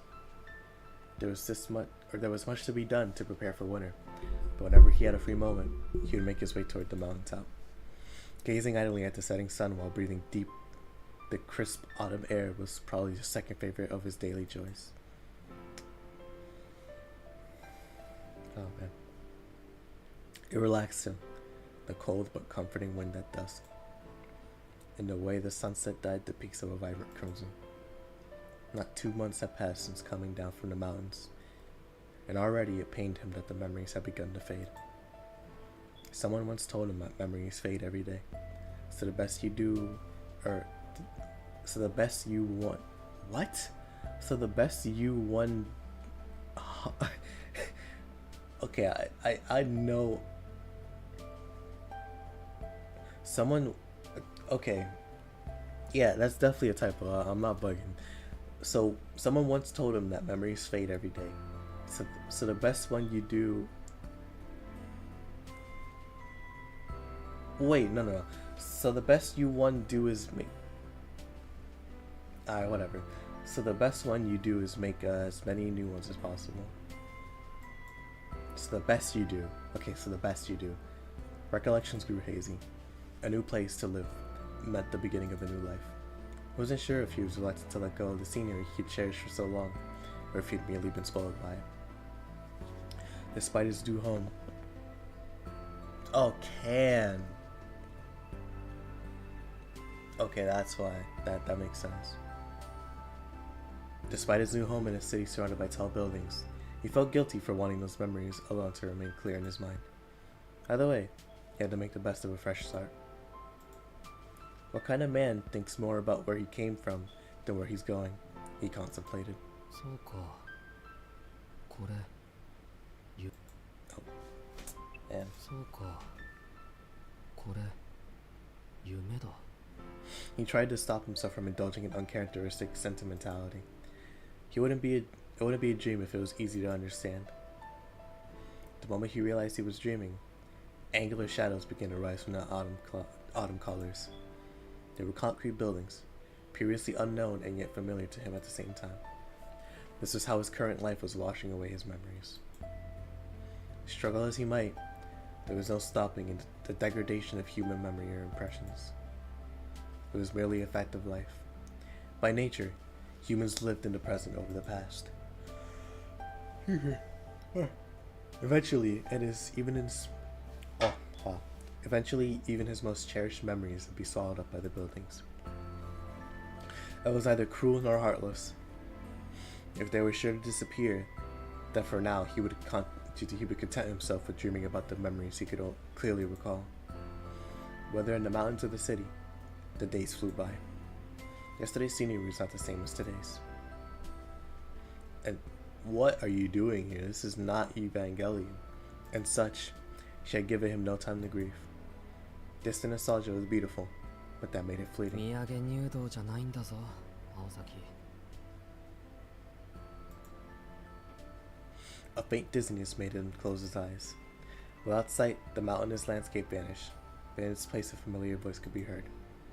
It was a booming voice that seemed to shake not only the mountainside he stood upon, but the entire mountain as well. And of course, Alko Aozaki reappeared, towering in the distance. He must have been tired, he thought, diagnosing himself while trying to make out what she was trying to say. Fearing the vertigo would return if he reopened his eyes, he decided to keep them closed. It sounded like she was arguing with someone, though the tone was all he could make out. It wasn't violent, but certainly aggressive. Maybe she was picking a fight with another mountain across the way. He wouldn't put it past her. After all, she was a troublemaker who blew up the moon. Couldn't quite grasp the conversation. Though somehow vaguely he had the sense that his human rights were being largely ignored. It was deeply unsettling, even for a dream.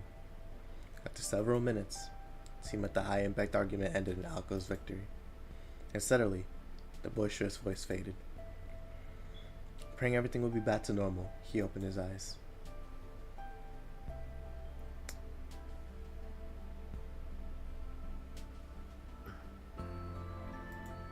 He took a deep, slow breath. The scenery was a far cry from the nostalgic dreamscape he had just left, albeit not unpleasant either. Without a doubt, it was the amusement park. To him, this was his freshest memory. He recalled the house of mirrors that Alko Aozaki destroyed. His park was a flawless replica of reality, but he was the only one there. Without having to worry about anyone chasing him, he sat down on the wreckage of Kitsy's rides and looked up at the mountain that should have been shot down. The winter moon shone. I just never seen that in like an actual thing. The winter moon shone white like a jewel. It was layered over the figure of the girl who tried to kill him. If the mage was a witch, then she definitely fit the bill. I don't mind being killed. Such an absurd thing to say, but it spilled out of him so naturally. でも That had nothing to do with witches or magecraft. There was an echo in the gaps of his heart. If she had not spoken those words, then he would have not responded as he did. In that moment, what had Alko Aozaki said to him? As he tried to remember, his deep slumber drew to an end. And with it, his chance to find the answers he so wished he could find.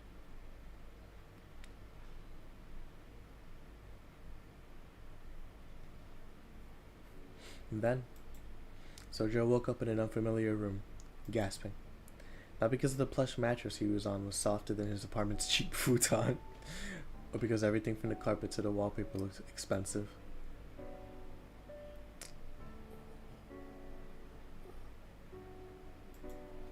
Bewildered, he tried to catch his breath. She was the cause of his surprise. The moment Sojuro's eyes snapped open, there she was, the girl dressed in black, sitting at his bedside. The silence was deafening. Still supine on the bed, Soujuro gazed at her. His impulse was to sit up, but he refrained, thinking it might be rude to be staring at the person sitting next to him. She was just sitting there, on a chair, dressed in black, modest clothes. Still, she projected an air that was anything but plain. Her monochrome outfit evoked indescribable elegance, like a costume handmade just for her, from the finest fabrics. It was enough to inspire poetic sentiments even in Soujuro. The girl continued to sit, completely motionless. Without realizing it, Soujuro had stopped breathing. Genuine astonishment had captivated him. Such beauty.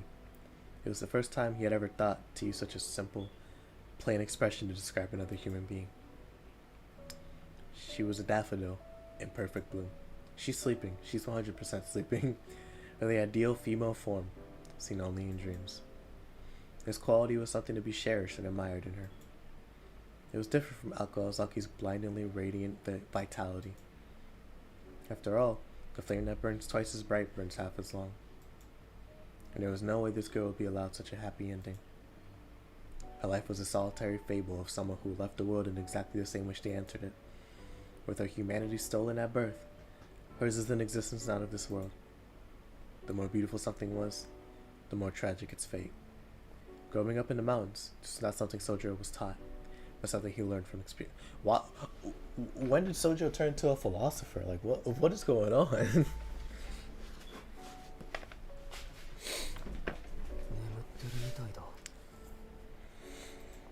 Soujuro turned his head, as though he was being alerted.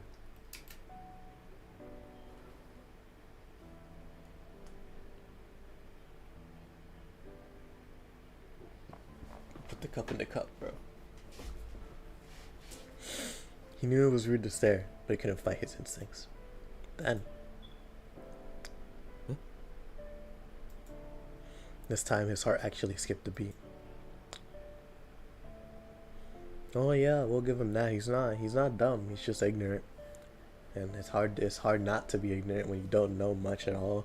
They put an outer glow on her. That's funny. Like legit you can see it. Except for this hair, but you know. No, I'm bugging. Wait, what am I talking about? There's no other. No, there is. What the hell? Huh? Yeah, there is one, but just not for. Actually, no, that makes sense. That makes sense, yeah. Yeah, it's an outer glow, 100%. She was not asleep at all. Expressionless, she was merely watching over him while he recovered. Soujuro froze, unable to turn his head away or think of something clever to say. It was like staring into her eyes, turned to stone. Perhaps because of her delicate features, she looked somewhat younger than him. On the other hand, her tranquil expression made him feel like she was older. Jet black hair, just to her shoulders. Her large eyes were set like onyx stones, matching her hair. Devoid of emotion, her gaze stayed fixed on Soujuro. Even after their eyes met, she did not turn away. He wanted to speak but could not find the words. It was not unlike a frog being stared down by a snake. Nevertheless, he could just bring himself to say something. Additionally, no matter how carefree Soujuro might have been, he was painfully aware that this girl was as powerful as Alco. Less talkative to be sure, still powerful. Objectively, this scene was not unlike that of someone nursing a bedridden stranger. He had no idea what she may have been thinking about, but it seemed to him that this harsh silence may last forever. All he could say for sure was that the quiet did not appear to bother her in the slightest. It was like some bizarre form of punishment.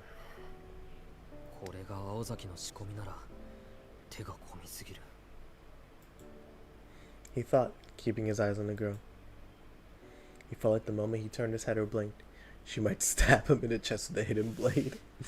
And not because his imagination was running away from him. In a stifling silence, it was only natural that Souyjuro would think back on what happened in the amusement park, and that made him uneasy. But stronger than any anxiety was his fascination with the girl. Her slender frame and milky white skin, the chill of her guarded stare, the warmth of her lingering femininity. It was the mixture of those two latter qualities that was almost magical.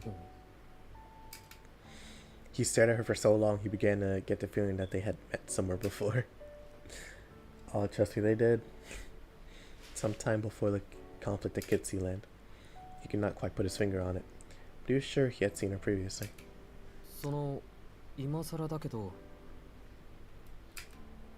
His voice shattered the frozen silence in the room.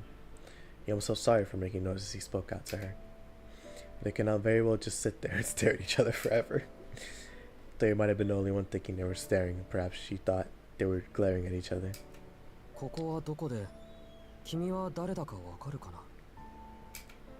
She narrowed her eyes slightly, though apparently not out of offense. There was no response. Just as he was thinking it would have been better to keep quiet, she quietly raised her hand. Her voice was cold, but melodic. A white piece of cloth was wrapped around her fingers. There was no need to tell him what it was. He was conscious enough to recognize his own possessions. Souyjuro sat speechless as she tossed it to him. Picking it up, he wrapped it around his neck.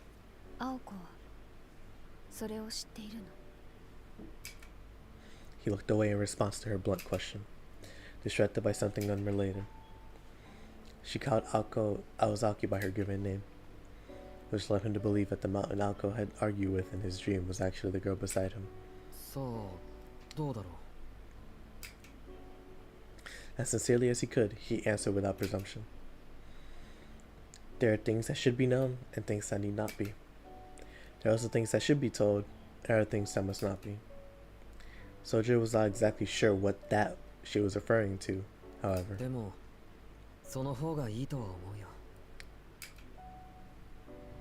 He smiled slightly at her question. Perhaps impressed by his response, the overwhelming pressure in the room dissipated noticeably.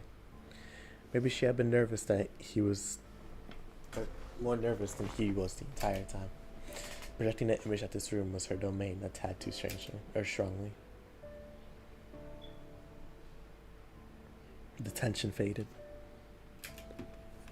Souyjuro tried to sit up and prop his arms beneath him. Now that they were talking, it seemed awkward to start lying down, or to stay lying down.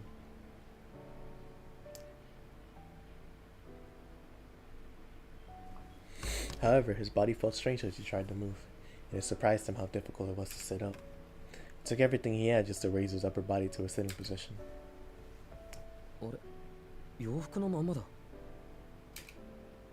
As he threw the covers back, he tilted his head quizzically.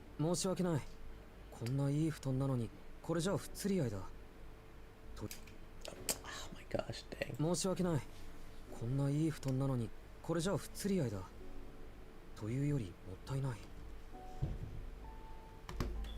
She stared at him, not expecting him to complain about not wearing pajamas while sleeping. We already heard you. It's alright, Souyjuro. It's alright. Somehow it appeared that he had done something to surprise her.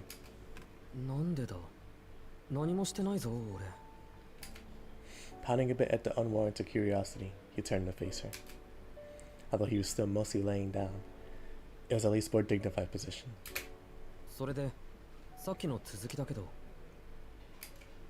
Indeed, he needed to find out where he was and who she was before anything else. Actually, the more he thought about what happened at the amusement park, the more he got a stinky feeling in his stomach. Perhaps finally getting through to her, she calmly moved her arm from her behind her back when once again they silently locked eyes. Thump, thump, thump. There was a startling sound of rapidly approaching footsteps. They both had a pretty good idea of who it was. Alice, 約束! Just as expected, Kawasaki burst through the door with a thunderous roar. She entered wearing her school uniform, her long hair flowing behind her. Her breathing was heavy, and her forehead was wrinkled by a scowl, granting her She is a teenage girl, man. These demonic descriptions, like, she's just a little scary, that's all. This girl named Alice scowled slightly in response. She may have even let aside disappointments. Oh, yeah, I should probably do that at some point.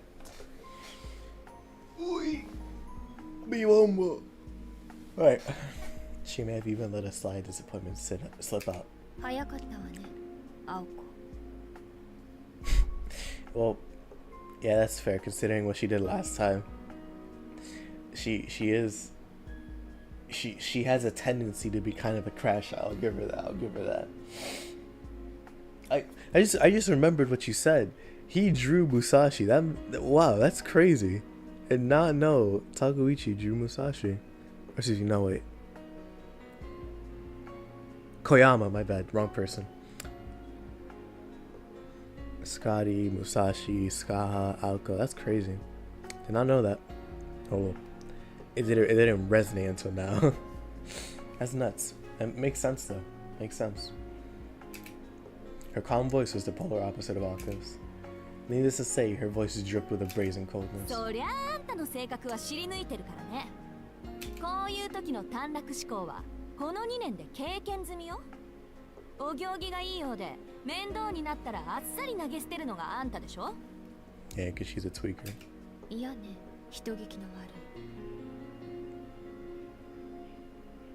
Look at that. Oh, it's funny that this is the one scene where both their eyes are closed. Oh, crazy. Effortlessly, she brushed aside Ako's jab. In doing so, Souyjuro had the distinct impression that she no longer even realized he was in the room. Ah, there you go. Yeah. Especially with Aoko. 青子に譲ると言ったけど、よく考えると面倒だから私の方で処理しておいたわ。なんて言い訳、もう聞き飽きたっつうの。短期なのはそっちの自由だけど、それなら後の始末は相方に任せるのが最低限の筋ってもんじゃないの？そうね。そうでなければ共闘している意味がないわ。まあ、今後の方針を勝手に決めた人のセリフじゃないとは思うけど。それもきっちり型をつけたでしょ？いい？勝ったのは私たちよ。逃げ切れば見逃してあげるって言ったのは誰？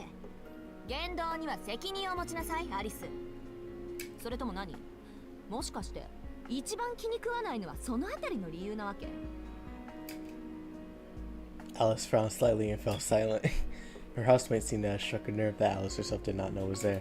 とにかくこいつの扱いはちゃんと目が覚めて本人の意思でどうするか決めるまで保留ってことで合意したでしょ？人の留守中に出し抜くのはやめてよね。それ、青子、学校はどうしたの？まだ正午になったばかりなの。アリスのとこが今日で終わりって思い出して家庭の事情ってことで早退したのよ。期末試験前だってのにほんと何やってんだか。Hako grumbled, more to herself than anyone else in the room. Then she locked eyes with Alice. More accurately, they glared daggers at each other. The room had become tense once again. It felt like a fight could break out at any moment. No way to escape. Souyjuro had no choice but to sit and watch. But then, the electric silence that seemed like it would last forever suddenly broke about a minute later. Apparently, a sudden clash was an everyday occurrence. 私は今に行っているから。 Shoot, might as well be. I really thought she was taking care of him, but no, I guess she was just waiting to kill him like he thought.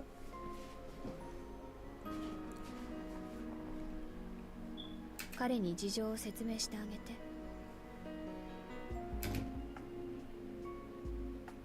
Alice stood up from the chair, made for the door. Watching her go, Souyjuro cocked his head. In her hand was what could only be described as.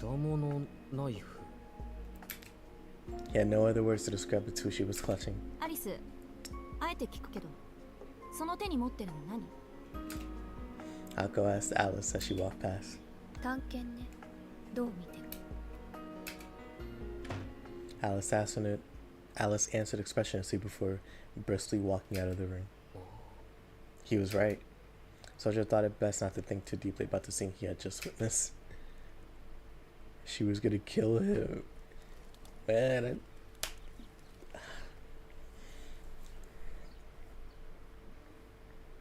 At any rate, the girl in black had withdrawn, along with her the feeling of tension. Leaving a bedridden Souyjuro alone with an Alco still dressed for school. From Sojuro's perspective, this was a perfect chance to get answers to his ever-growing list of questions. わけのわからないことだらけだ、青崎。 Huh. Oh yeah, isn't that funny? Shoot, might as well give Souyjuro the glasses and the haircut. This might be Shiki Senior. でしょうね。順序立てて説明してあげるから、ちょっと黙ってて。顔の麻痺も取れてるし、呼吸も再開と。これならもう安心かな。She nodded, satisfied as she took a seat. どう？調子は。なんかだるい。 He answered meekly, dropping his shoulders. He opened and closed his left hand a few times before moving his fingers. But moving his fingers felt slow and awkward. It was clear he was still in bad shape.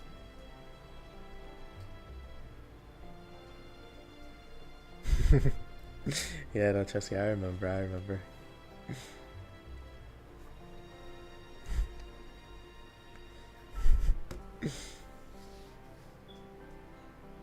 What's it called? I may not be a type moonhead, but I have a little bit of knowledge. Mainly because it's secondhand knowledge from you, but still.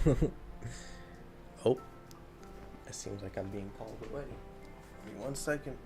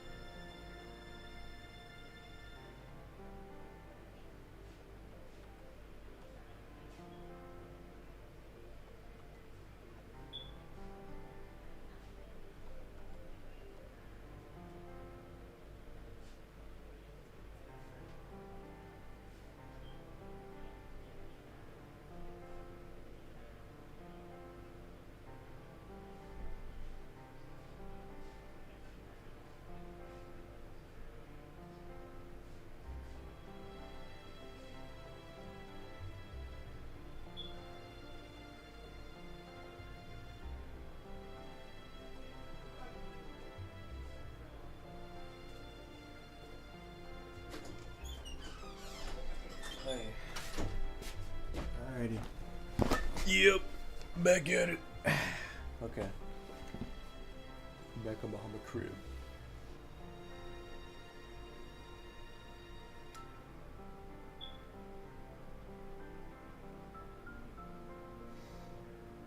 Your bonus is more heartfelt than a problem. Wow, that's deep. Shout out Profound Ponder. What a guy. Alrighty. 2 hours. We're going on for 2 hours. And I didn't even notice that we were because I was so locked in. Alrighty, we're back at it. Meanwhile, Alco was blinking her eyes in wonder. Or was it admiration? Between Alice and Alco, Souyjuro did not know which of the girls was the heart of the read. 体が重いのは当然よ。丸2日経ってるし、寝てるだけでも体は弱ってるだろうし。You know what's funny? From my limited knowledge of what I have so far in this game, Alco takes a deep level of like human understanding. Like you need to have interacted with all types of people to kind of understand like the subtlety of how she feels. But then once you do, it's like, yeah, no, you know how to read her like a book. Especially when she shows you this side. But Alice is different. Alice more like, once you get to know her, you know how to read her like a book, which is what Alco has done, which is interesting. And if I'm wrong, just correct me, but so far it seems like Souyjuro can never really understand her until he learns how to be a person, I guess. Learns how to acclimate to society in a sense. But those are like subtle nuances that you learn as a kid that like take years to build up, so it's gonna take a while, I imagine.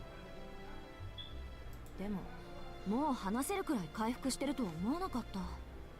あんたって見かけより頑丈にできてるのね。2日って？あれからそれだけ経ってるの。学校には欠席届出しといたから、その点は安心して。ガンドの呪いもダンプティの呪いも私とアリスとで解除しといたから。Oh, what's this?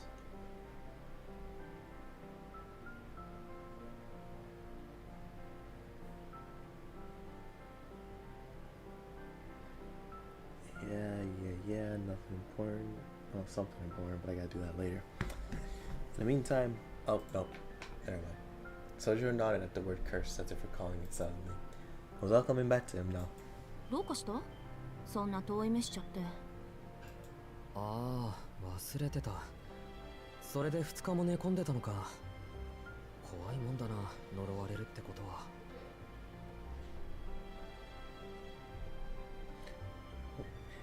Okay, so alright. So I was somewhat there. Because like off of their dispositions, you wouldn't be able to tell that Alco is actually the more guarded one, the one who has more to her, while Alice is just herself. Because Alice doesn't do much, like in terms of like trying to put up a front. She's just naturally like that. While Alco puts up a whole like 9 layers. But you would think it would be reversed actually, that Alice would have the more guarded self, but I guess not. Yeah, that's kind of a cool switch. It's kind of a cool switch. ほんと緊張感ないわね、あんた。ローのように眠ってたのが嘘みたいよ。下手すると一生あのまま石膏もどきだったかもしれないのに。Well, no, but how was he supposed to know? ちょっと待った。今すごいこと言わなかったか？言ったけど、引かぬが花よ。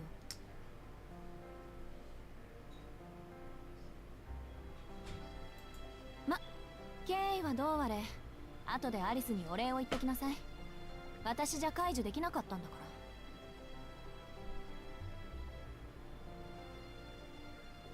ら。Huh. Yeah, I guess I never really what's it called. Forgot that Rin is a mage as well. Just gotta give it to her. She does it a lot better, but that's because she was raised to do that. But that's not a fair comparison.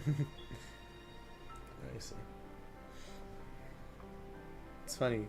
Being a mage in his work sounds like being a superhero in a sense, but a lot worse.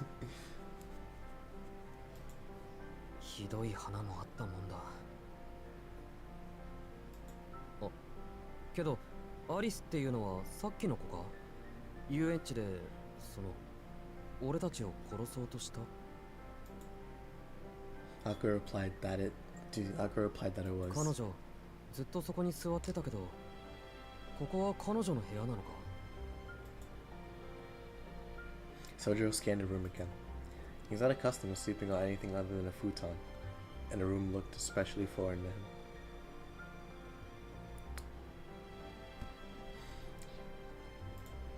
him. ここはただの客室。長いこと使ってなかったから埃だらけでしょ。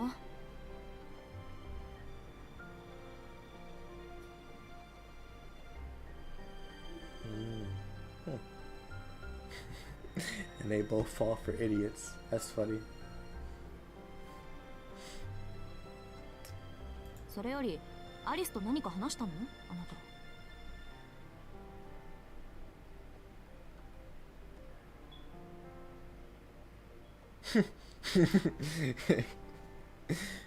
The rent to out the rent to alcohol pipeline is real.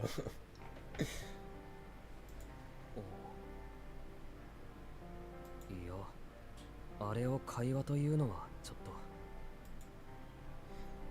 He brought his hand to his mouth and recalled the few words they exchanged. Souyjuro said calling it a conversation would be a gross overstatement. Yet thinking back on it, it seemed like they had talked for hours, which brought an uncomfortable smile to his face. とはいえ、緊張は解けたと思うよ。青崎がやってくるのがもう少し遅かったらよかったのに。Ako narrowed her eyes at his innocent slip of the tongue. She knew Souyjuro did not mean to treat her like a nuisance, but nevertheless she found it hard to take the full blunt of the words said to her face. Even worse, she sensed she was getting used to his manner of speaking. でもだからなのかもね。相変わらず首の皮一枚の人生を送ってるわ、あなたって。 He tilted his head, clearly confused. だからあんたはよっぽどアリス好みの対応をしたのよ。まだ生きてるってそういうこと。 No matter how hard he tried, he could not grasp what she was getting at. He decided to change the subject to something else. ところで、ここはどこなんだ？あの子に聞いても教えてくれなかったけど、青崎なら教えてくれるだろう。ここは三崎町の幽霊屋敷よ。正確には不穏寺邸と言えばいいかしらね。さっきの子、不穏寺アリスの持ち家で私が住んでるところでもある。あの後あなたをここまで持ってきたんだけど覚えてないでしょ？ Something about the way she said that made him feel uncomfortable. 不穏寺っていう名前は聞き覚えがあるような。そうだ、よく商店街でおじさんたちが話してた。それ、アリスの前ではご法度よ。穏便にここで暮らしたいならね。 Yeah, whatever, I'm not done playing it. Confused yet again, Souyjuro tilted his head for what seemed like the 100th time that day. And once again he heard something to make him feel uneasy. 青崎、君今なんて言った？しずきくん、私ね、あからさまな嘘を言う人と同じことを何度も言わせる人と察しの悪い人には容赦しないから。そのあたり覚えておいてね。ここで平穏に暮らしたいなら。 With her best smile, Ako made her threatening Yeah, no, she is a demon. That's true. Needless to say, it caught Souyjuro completely off guard. 気のせいならいいんだけど、君の言葉には俺がここに住むような響きが感じられる。 He shot her an honest stare of disapproval. It was the best resistance he could muster, but it was not in the slightest effective against Ako's overpowering, ruthless care. あなた、自分の立場は分かってる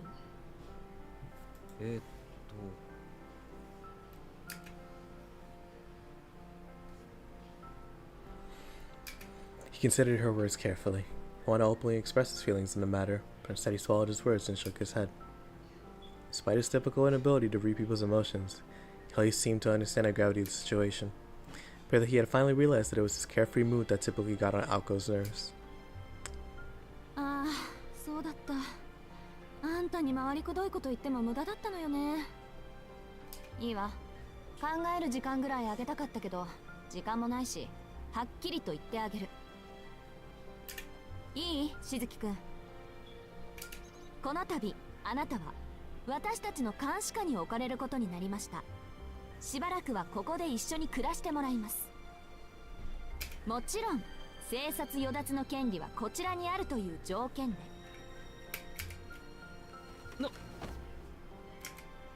The blatant tyranny in her voice caused him to sputter. He wished that she would stop smiling in an attempt to make it seem any less outrageous. 一緒に住むって青崎とか？ It was not the faint expectation of living under the same roof with Ako that had flustered him. Rather, he was generally concerned about his own safety. Regardless of how good-natured he was, it seemed like he had finally come to grips with the fact that he just escaped death. とんでもない。冬眠前の熊と一緒に暖を取るようなもんだ。Ako agreed, as blunt as comparison as it was. たまには的確な比喩をするじゃない。あなたの言う通り、下手なことをしたり決まりを破ったりしたら今度こそ息の根止めるからね。それとここに住んでるのは私とアリスの2人だけよ。あの子私なんかより数倍常識ないから気をつけないと死んじゃうぞ。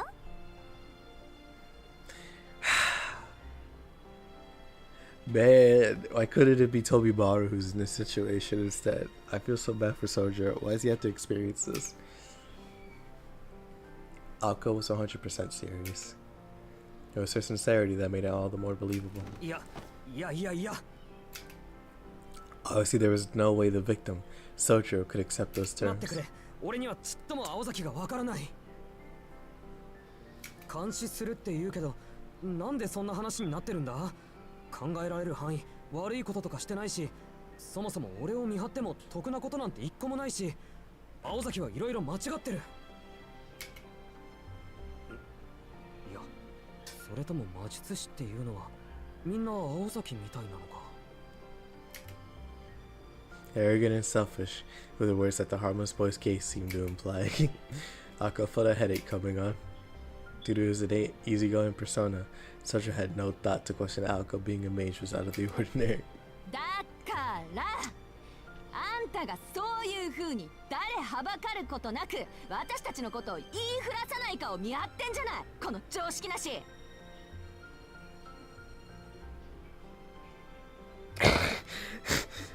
I guess Souyjuro would be the only one fit to deal with these two. Poor Souyjuro. Poor Souyjuro. Alko flew out of her chair. She had been doing her best to keep her cool, but it seemed her well of patience had finally run dry. Very short well, like she said. Very short well. When you see Alko snap, Souyjuro clapped his hands together. そうか。青崎が俺を殺そうとしたのは魔術師であることを隠さなくちゃいけないからだったっけ。うん、それならわかる。監視するのは青崎の秘密のことで、俺の命云々はおまけみたいなものか。そりゃ本質的に言えばそうだけど、身も蓋もないわね、その言い方。 Woman, that's what you're doing. That is bar for bar what you're doing. けど、それはあまり意味がないんじゃないか。学校もあるし、バイトだってあるんだ。一日中この家から出ないわけにはいかないんだぞ。In an instant, Sojuro's objectivity had stumped her, leaving her at a loss for words. He honestly had no idea what position he was in. To believe that he had any sort of freedom at this point was shocking to say the least. いや、落ち着け私。話が早くなってある意味助かるし。How could someone manage to compose herself? As a matter of fact, she'd never had any intention of imprisoning her. Stripping him of his freedom and incarcerating him would go against their agreement anyway. Besides, if she was gonna go that far, it'd be easier to just kill him. The Alko letting him live meant showing a modicum of respect to Sojuro's way of life. もしかしてこの部屋から出ちゃいけないのか俺。 A light bulb went off in his head as he blurted out what he was thinking. It appeared he had finally got the group message. Alko looked somewhat satisfied at his dismay.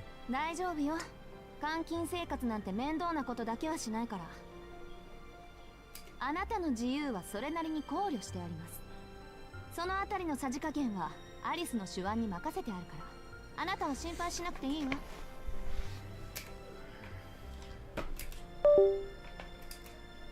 A gloomy look fell over Sojuro's face as he found his concern growing by the second. いい。あなたの処遇はこの家に住むことを前提にした監視で、それも解決策が見つかるまでの期間限定。何でもいいから目撃者を殺すなんてことより、こっちの方がよっぽど穏便でしょ。だいたいこれは私とあなたとの約束なんだから、いちいち文句言わないでよね。ただでさえアリスとの冷戦が続いてて頭痛いんだから。She sighed as she stared Soujuro down as he lay on the bed. けど勘違いはしないで。ここじゃあんたの地位は最下層のさらに下、番犬より下なんだから。あんたの生殺与奪はあの夜から私が握ってるんだから。あ、さ、これで自分の立場分かった？ Hold on. ここじゃあんたの地位は最下層のさらに下、番犬より下なんだから。あんたの生殺与奪はあの夜から私が握ってるんだから。あんたは私に所有されてるようなもんなの。さあ、これで自分の立場。As Akko finished her declaration, Souyjuro slightly looked up at the ceiling so she would not notice his reaction. He meant no offense to Akko, but he had to hide the fact that he fundamentally disagreed with her analogy. Sojuro's opinion, it was disrespectful to both dogs and humans to call him lower than a dog. A more accurate analogy of their power dynamic would be that of a rabbit and a wild boar. That's why he chose not to voice his opinion. Unlike his apartment, the ceiling here was decorated with ornate patterns. Putting aside how he would be treated here, in terms of lodging, it was a definite upgrade. Maybe it would not be all that bad. Soujuro nodded slowly, as if to persuade himself.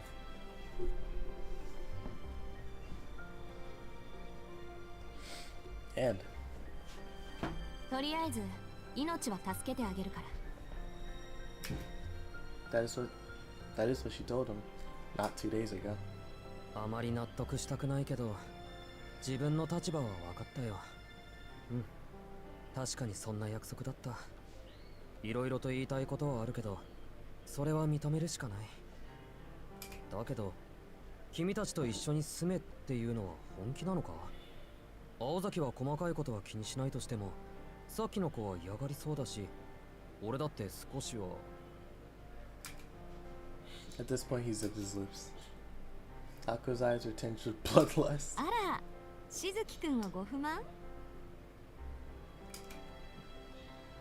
Her contrived smile so obviously forced struck despair into Sojuro's heart. Oh, okay, cool. Come to think of it, he vaguely recalled her wanting to not make her repeat her. Furthermore, as a practical matter, Soujuro Suzuki's life was now in the hands of Akko Ozaki. It would be unwise to anger her further. He told himself that he's speaking to a third person. いや、別に。だってそれ以外ないんだろ。None, Akko said with a firm nod of her head. Soujuro slumped his shoulders in surrender. うん。青崎の言い分は分かった。ただ、一応聞いておきたいんだけど、俺の人権はどこに行ってしまったんだろう。バカね。そんな形のないものなんて初めからあるわけないでしょ。つまんないこと言わないでよ。Wow.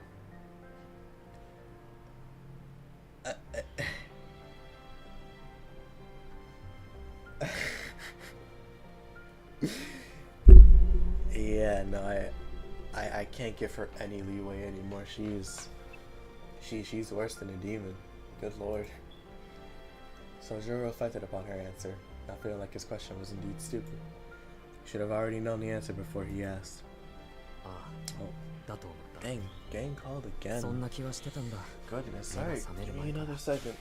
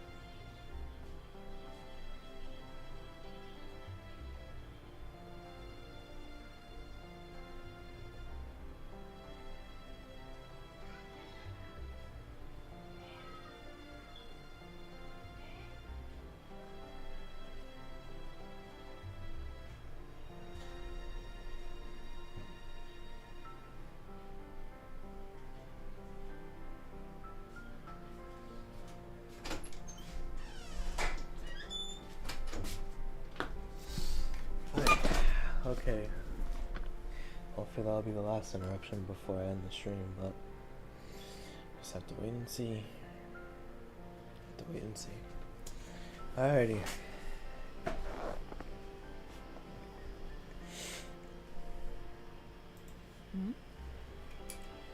His muttering provoked a dubious stare from Alco before she quickly retracted it. As she questioned every little thing he said, they'd be there until と sundown. にかく納得いったみたいね。じゃあ次、いよいよ本題。今に移動するわよ。説明しなくちゃいけないことが山ほどあるんだから。で、一人で立てる？さっきから手を動かしてたから血は巡ってる。歩くぐらいならいけそうだ。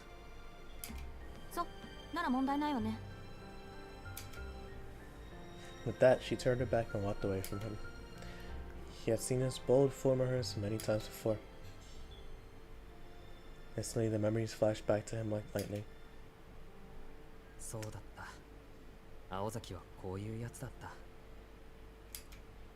Without knowing it, he cracked a smile. He was so lost that he did not know his left from right. Recalling this alone was enough to calm him. Alco he knew was different from the one in the House of Mirrors. She was not that brooding girl he saw there. He felt a pang of nostalgia. Alco he knew was a brisk movement and a faltering in gaze, just like this one. She's the same as when he first met her, moody yet overflowing with confidence in her element. In her element. ほら、急いだ急いだ。アリスがさっきから今でお待ちかねよ。She was already outside the door, standing in the chilly corridor. 寝たきりの辛さを知らないだろう、青崎は。Grunting and groaning, Souyjuro eventually got to his feet. His body, heavy and stiff while he was laying down, cried out in pain as he tried to stand and walk. Every step sent shooting pains through his bones. Despite this, he put on a calm face and made his way toward Alco. Typically, he was quick to not pay any mind to his life's little struggles, but these pains, he had to force himself to consciously ignore them.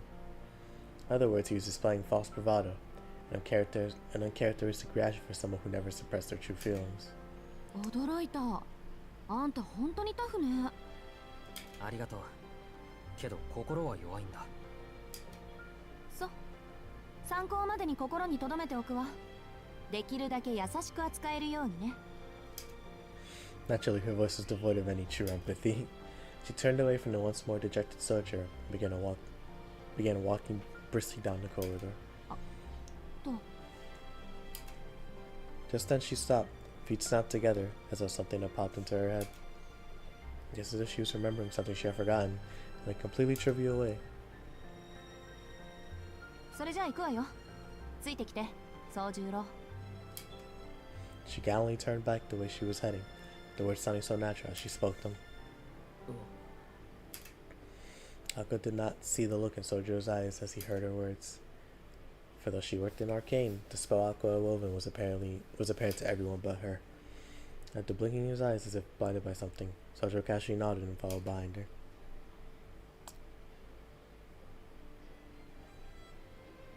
Alrighty.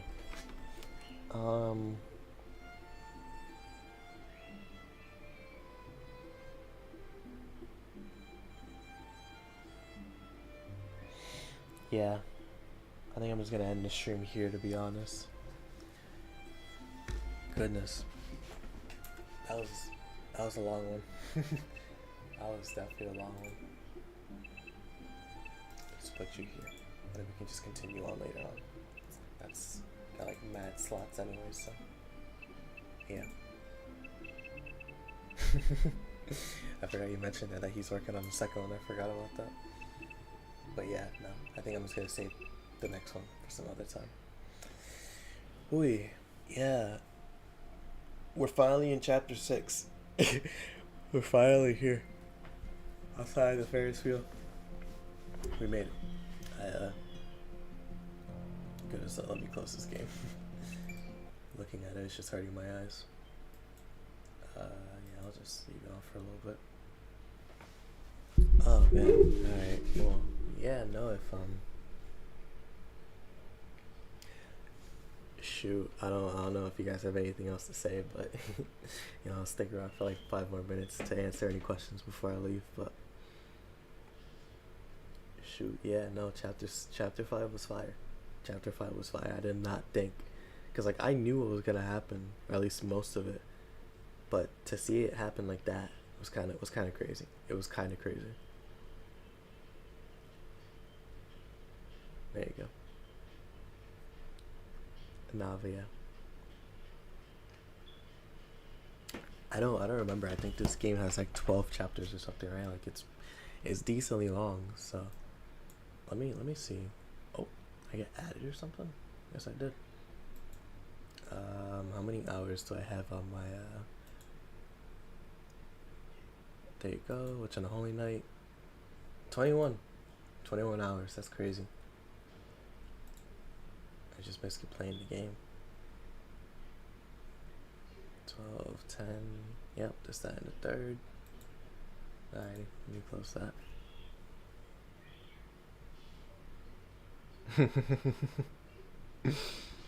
Oh man. Alright.